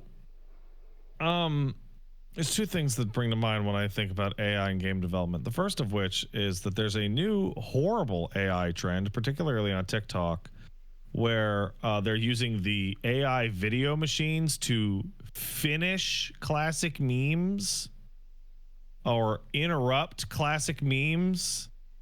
So you'll see like the little girl standing in front of that burning building, but now it's a video and it pans and oh wow, there's firefighters everywhere.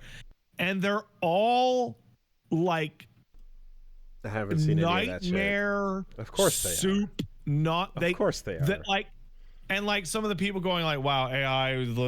Some guy put up a video of the Flash, like, "Oh my god, soon we'll have AI movies," and it's like the shittiest looking thing I've ever seen. Mm-hmm. It looks terrible, like genuinely awful.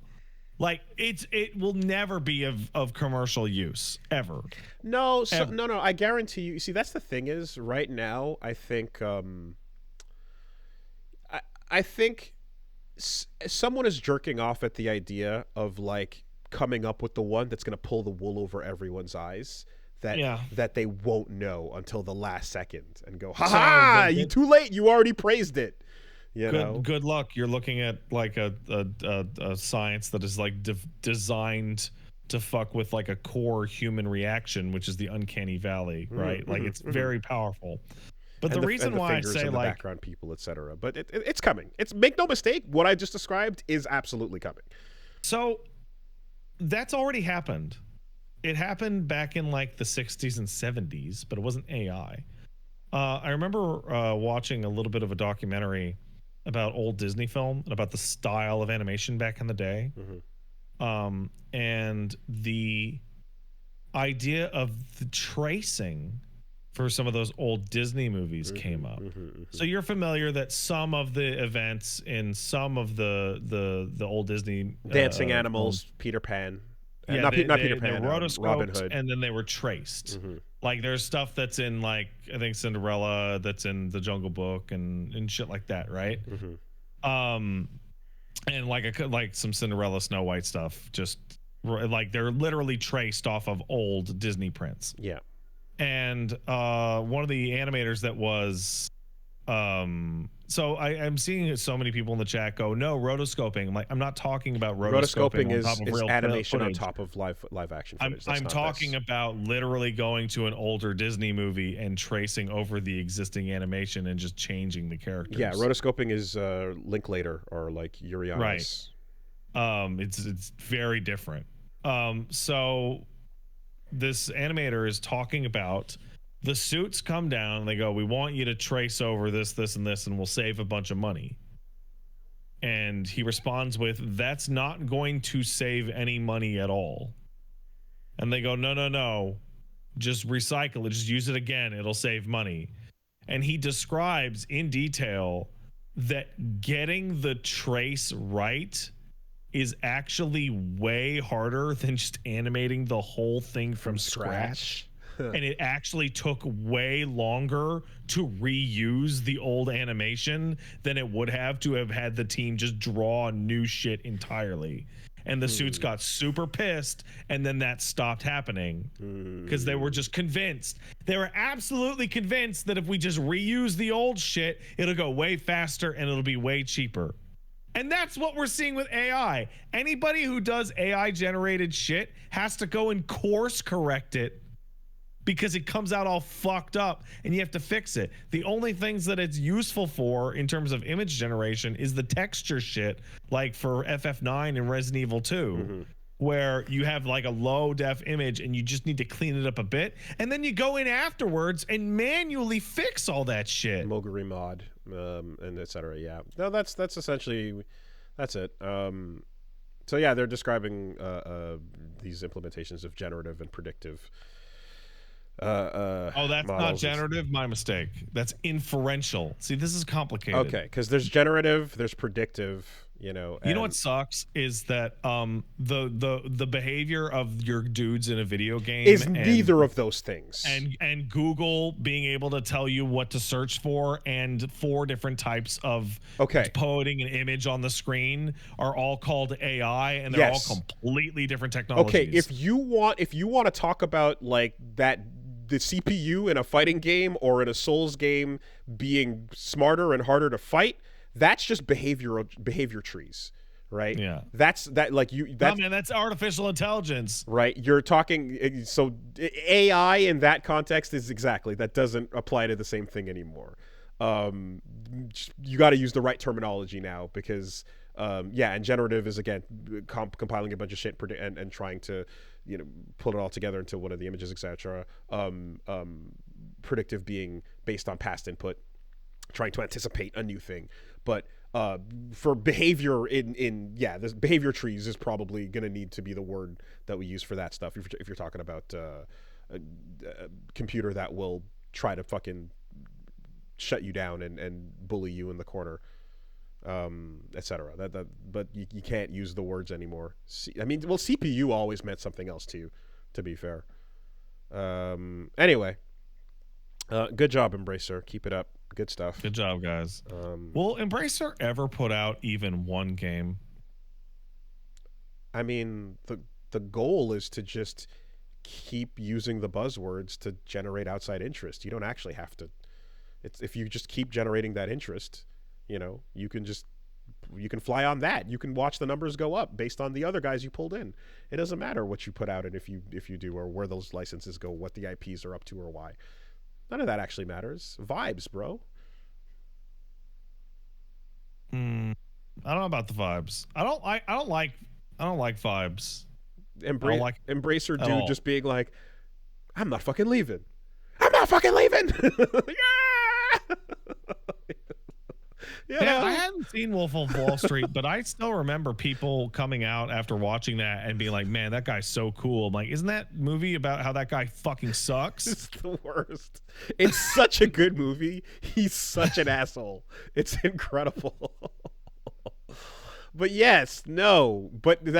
if you are looking to rise and grind, if you do believe that 6 to 12 builds the empire, right? If you're trying to get on that Sigma grind set, then yes, he does appeal to you.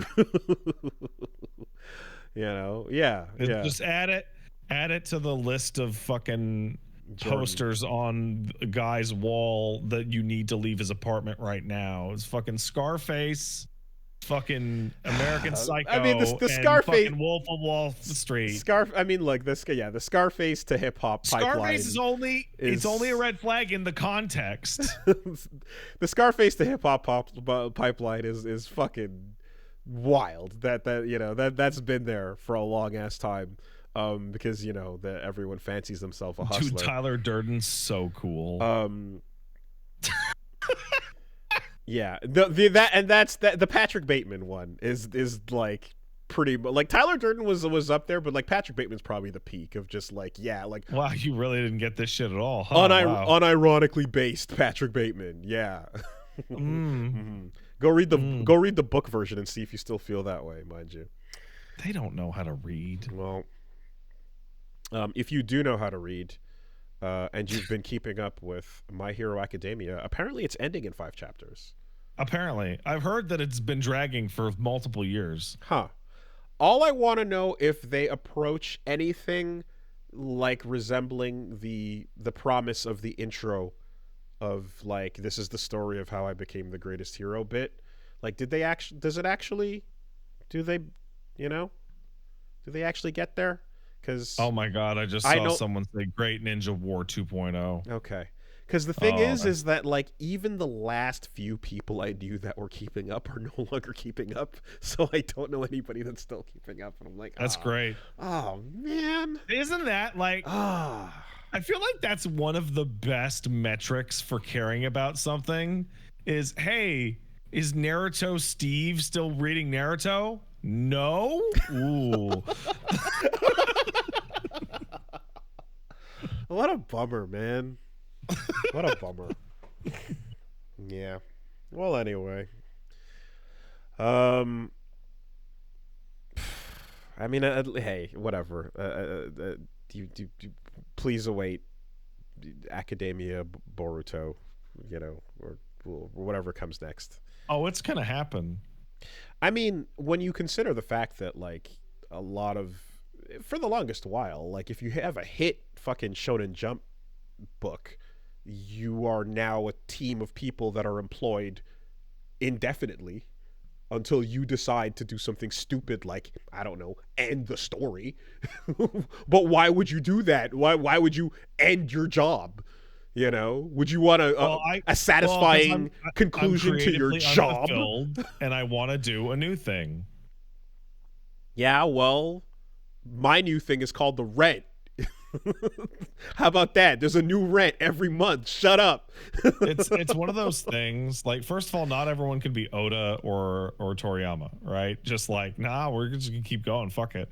But one of the things that I forget the Hunter x Hunter guy's name, but every time we talk about anime or manga that go on forever, I always think about Hunter x Hunter. Because he starts like multiple new manga inside Togashi, right? He starts new manga inside Hunter x Hunter, and it's really insanely obvious. Where he's like, I don't want to keep going on that type of manga anymore. I want to write Yu-Gi-Oh for a couple of years. I want to write the Dark Tournament again. It's really funny. Like, it's still Hunter x Hunter. Look, it's gone in Killua. Well, yeah, look. Man, this samurai based violence is getting to me. You know what's cool? Basketball. Yeah. Or it is. Or you can just Mira, you know, but anyway, I'm curious to see if anytime a manga ends after an incredibly long time, I'm always curious to see if it can stick a landing, you know. Are you familiar with Togashi is in Hunter x Hunter? Like as a character? No, really? Yeah, and he plays like a NEET that lives in his room playing video games all day that's just filled with trash and garbage, and it's a hoarder. Oh my god. And he's like in dirty clothes, and he's like disgusting. and then I saw a picture of him in his room, and it's like, oh yeah. Interesting. Yeah. Inoue is in Vagabond in just his face likeness in the form of a monk that basically like farts and goes, "Yo, Musashi, what the fuck are you doing, bro?" and just smacks him every once in a while. Yeah. Interesting. That's you know what? I have an incredibly stupid question that I somehow have never asked you even once when you're talking about Vagabond. Like, so Vagabond is the fictional retelling of Musashi and all that, right? Based on the Book of Five Rings. Right. Okay. And then it ended prematurely because of his health and happiness and all that, right? And stuff like that, yeah.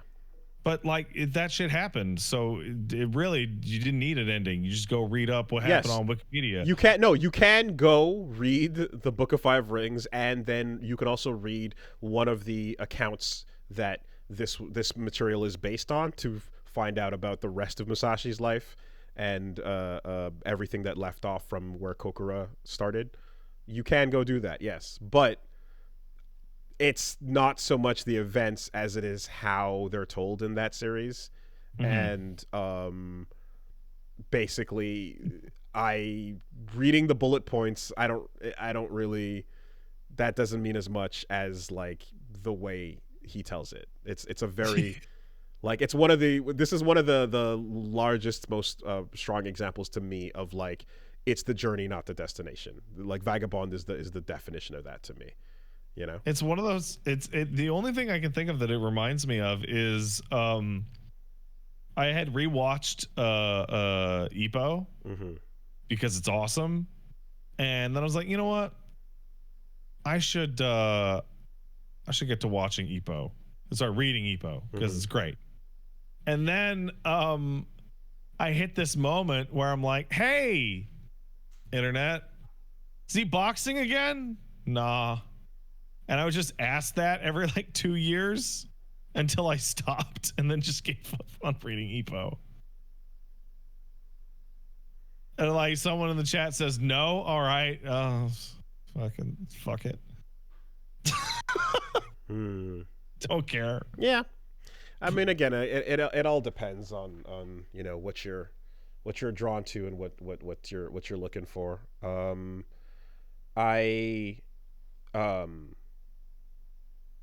Yeah. Anyway, I don't know that this is the platform to get into it necessarily, but yeah, this is your platform to get into anything. Yes, it is to say that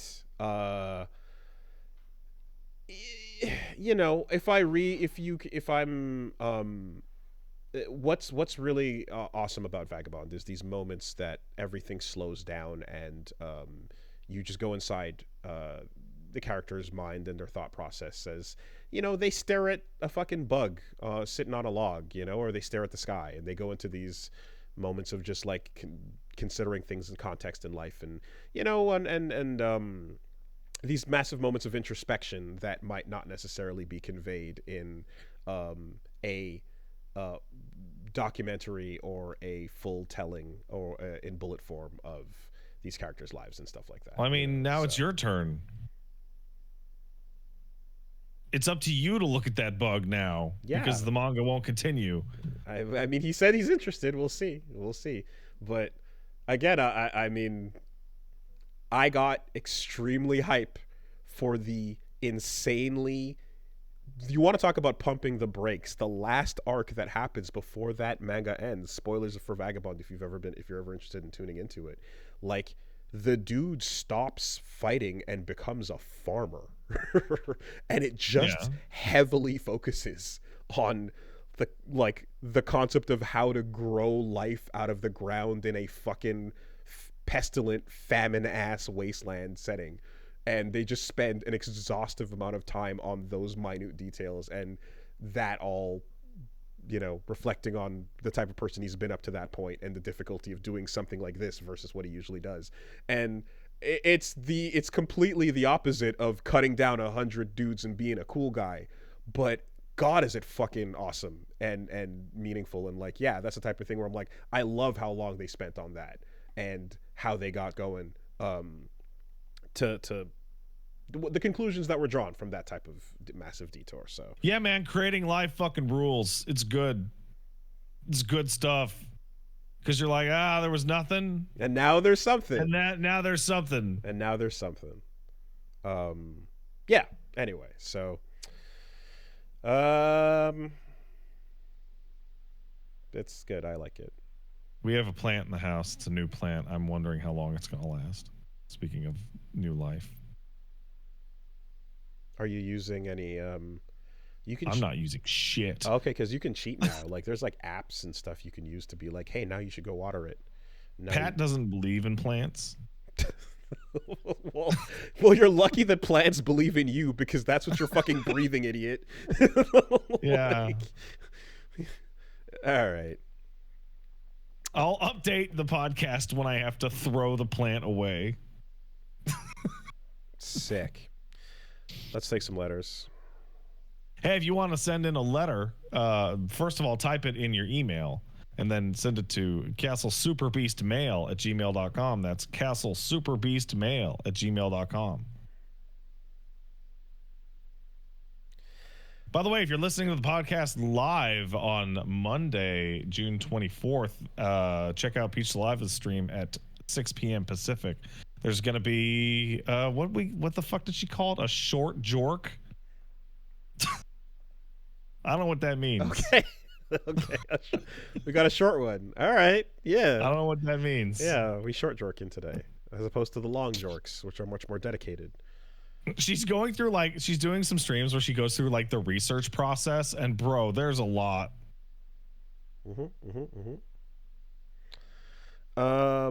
Getting a PhD in jorkology. All right.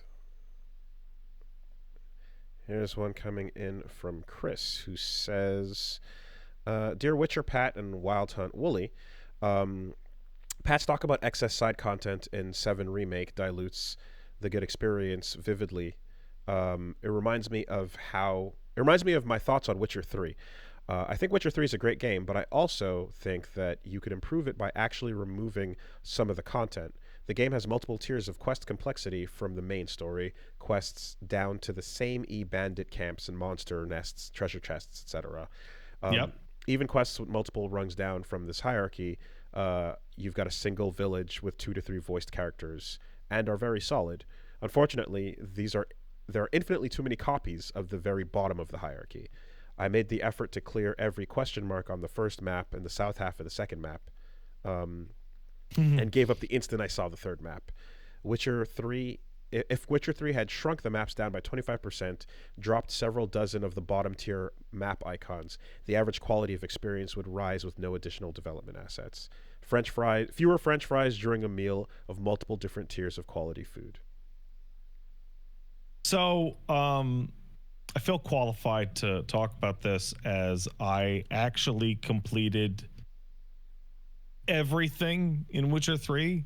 I got every single question mark, including all the ones in the ocean, for those of you who know. It's something, my save file is something like 220, 230 hours, something absurd. So I agree, there is definitely tiers up and down of quality. Like, you have your bespoke story stuff, then you have your side quests that lead into that, then you have your side quests that are one rung down, and then you have kill contracts, monster stuff, open world stuff, etc. Right? I think that Witcher 3 is actually significantly better about its side content than FF7 Rebirth is. The generic open world content is just out there. You don't have to talk to Chadley to get through it. You just find the fucking named tough monster and fight it. Do you have to report it back to the person? Yeah, you don't have to do whatever. As for the side quests themselves that are like proper side quests, like, hey, I think my husband got eaten by a fucking werewolf or shit like that. They are a lot closer in quality to the main boutique quests than Seven's is. The difference between the difference between the two quests about sneaking in to see the Bloody Baron and dealing with the baby, and the quest about the fake Witcher or the cat Witcher or the werewolf in that town, the difference between those is like a 10 and like a 8. Right? Like, it's all using the same basic system, and they all have the same kind of writing hooks and style, and the voice acting and presentation is generally similar. Okay. Right? Okay. The difference between the fucking set piece prestige content in 7 and your average side quest is fucking a full console generation apart. Okay. voiced full cutscenes, unique and voiced full motion acted cutscenes with the most bombastic camera and high value music and I need you to pull this chicken crate. Text only. Hello. Yeah. Like FF16 is actually a pretty good example of the difference between the two. Oh yeah, for sure. Where it's like, whoa. And just like, oh yeah. Some side quests, as you walk into the room, fade to black and begin a cutscene. Yeah. I think that your average side quest of notable person to be spoken to on the map in Witcher 3 is generally very good to excellent. Okay. Like I would say they range from like 7 to 9. And it feels very consistent. Like when you go from random ass side quest to main story thing, you don't get like whiplash at the difference in feel between the two of them. So it's much tighter than FF7R2 today in discussion. But would you agree with what this Chris is saying here, that like it still would be tighter if the bottom rung quality ones were chaffed out? And well, the bottom rung quality ones that he's referring to are a huge proportion of them are crafting materials or monster parts or what have you. And I did all of them, but even I am like, no, you don't need even 1/100th of that for you. Those exist so that there's always something for you to actually grab when you're going over the map, so that you can build new potions or upgrade your gear. Okay. Like they're not intended to be sought out and all gone through. They're intended to be something interesting on the way to get to somewhere. Okay. Has there ever been an RPG where like someone was like, oh yeah, go clear out those goblins in the cave or go kill some slimes, and like the clear out the goblins quest turned out to be fucking ridiculously awesome big deal content? As opposed it's to called Baldur's Gate 3. Oh yeah, okay. Okay. Yeah, you just described Baldur's Gate 3 to a T. Okay, great. Right. Specifically even down to the goblins, because go get me some goblin ears, the classic. And that kind of makes me want to replay Witcher 3. That's a good game, let me tell you. All right. DSG says, hey, Woolies per minute and micro skills. Watching a trailer for a new RTS game in one of the many events said, unlike other RTS games, this one doesn't focus on APM. And I'm reminded of how damaging the perception of needing high APM has been for RTS titles, despite it being terrible. More of a skill for pros that have mastered the game, and other skills are more important to learn. That online, most people you'll play against don't have high APM, and that strategy can trump APM even if one player has twice the APM. Actions per minute is what that means, by the way. What are other damaging misconceptions you faced with genres when trying to convince others to give them a chance, or that you've had about a genre that you haven't tried much of? Bro, I can't do the combo trials in Street Fighter. I should just give up. The combos are the biggest thing that makes people think you have to do them, and that they're a detriment if you can't. And because so much of what you're looking at any given moment is somebody doing a combo to someone else, the thought that this is the thing I must be doing might scare somebody away that actually doesn't realize you don't need to do combos, actually. Yeah, like learning good combos is the difference between like platinum and diamond, whereas most players, you know what, learning how to defend yourself from a tick throw would actually result in a way bigger skill improvement than learning an optimized combo. I mean, combos are how you win in fighting games? No. Fundamentals are how you win. And the thing that more or less breaks down into is like, if you can't, a lot of the times combos scale off in damage because the longer and fancier they get, it's still meant to not be the round winning decision. You know, if the best thing you can do after you block a Shoryuken is just throw the guy, then just throw the guy, right? Yeah, do it. But the most important part about that was that you blocked the Shoryuken because you thought it might happen. So it's more like if you just the fundamental thing is essentially just learning how to be like, oh, like I think he might throw a fireball right now. Let me jump over it, or let me wait. Let me not press anything right now. Let me see if he does something that I can punish him for. Oh, he's about to die. His life is real low. He's got level 3. He's probably gonna do a wake up at level 3. Let me see if he does it. Wake up level 3. I blocked it. Awesome. Now let me just hit him with whatever I've got, and it doesn't have to be a big combo, but those decisions are what matter more. So I would say so. That's a big perception. They're super fun to do, and once you get better at the game, you learning how to do them will add a lot of fun and value to your experience.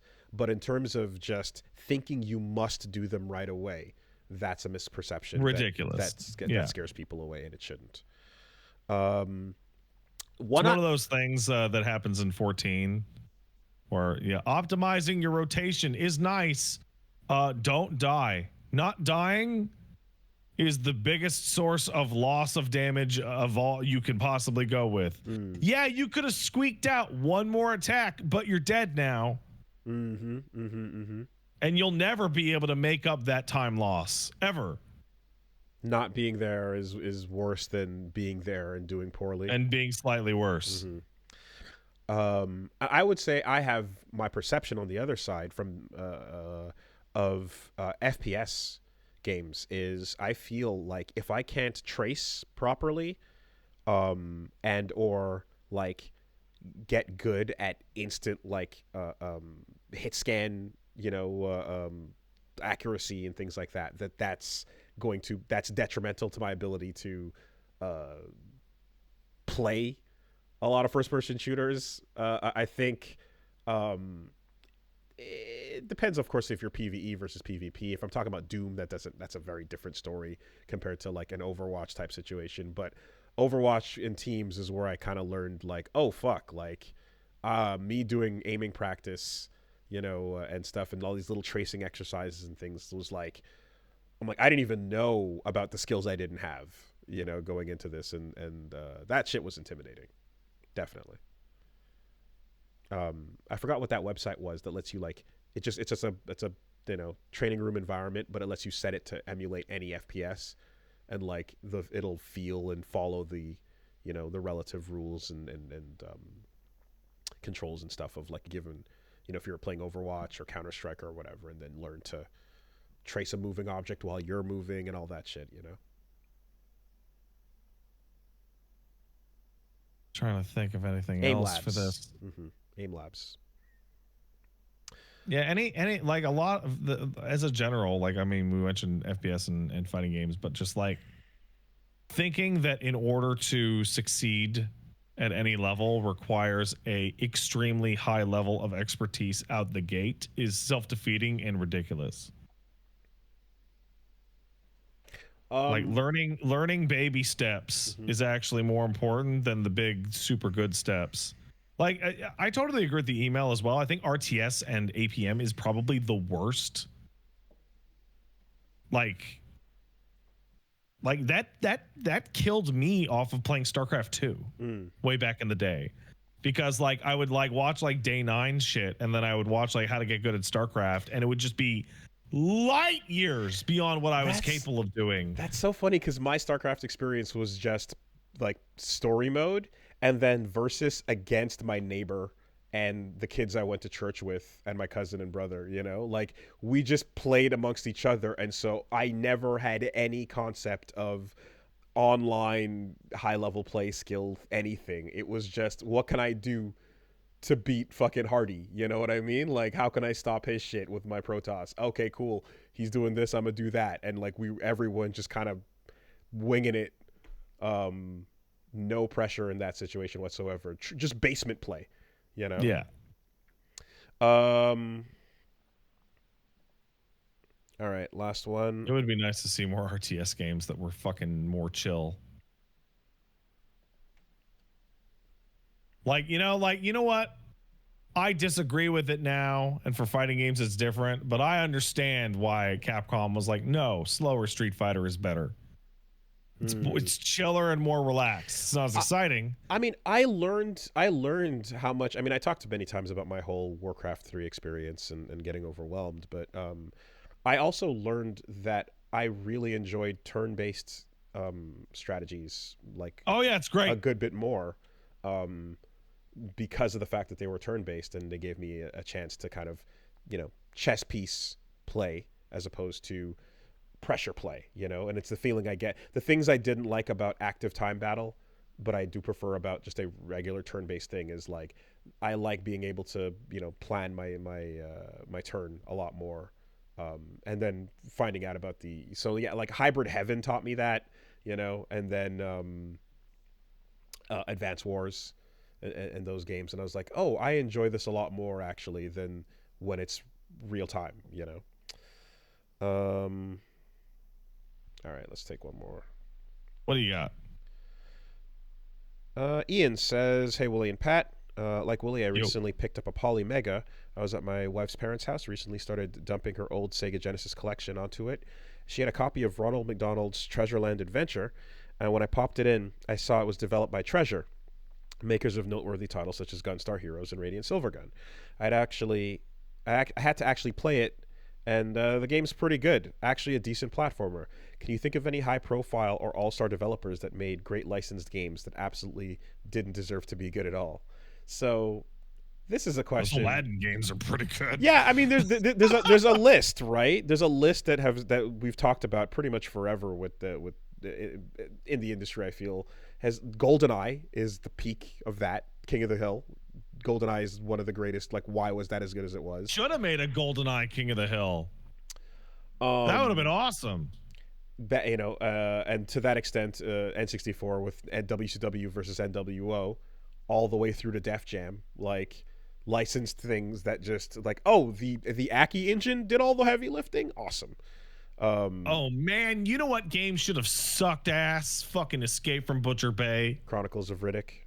Yeah, man, that movie was terrible. DuckTales is a big one, right? Alien Isolation. The Mad Max game was pretty good too. Mad Max. Yeah, just unexpected quality in the licensed titles. Like these are ones that have a no kidding, really. That shit was good. And this one's more divisive, but I'll say, like, while it's lower than the standard of a typical Platinum game, the era that was TMNT, Korra, and Transformers with Platinum is like, those are still fun ass fucking action games, by comparison to other things that are not those. They're rad as shit to fucking combo and dodge and launch and do all that fun stuff in. It's just when you get down to the rest of what's happening in a lot of them, in those cases, it's like not much of a package for you. Pretty not great. But I enjoyed the combat in a couple of those.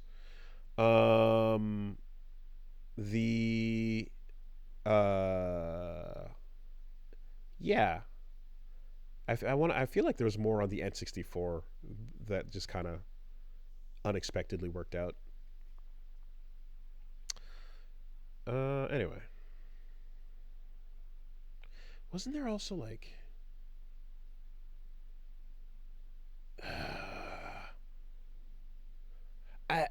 there's stuff like Power Rangers Battle for the Grid where you're just like, wait, why? And you're like, oh, right. You got a bunch of like FGC heads to come in here and make it work. Okay, sick, right? Marvel on a budget. That's good stuff. Spider-Man with the swinging. Nobody expected that to be a fucking game changer, but it was. Cool. Man, damn it. I'm thinking about going back to Witcher 3. That game's great. That game's really great. I bet it aged really good, too. I can see Geralt in the speech, in the thought bubble next to your head right now, actually. He doesn't like portals.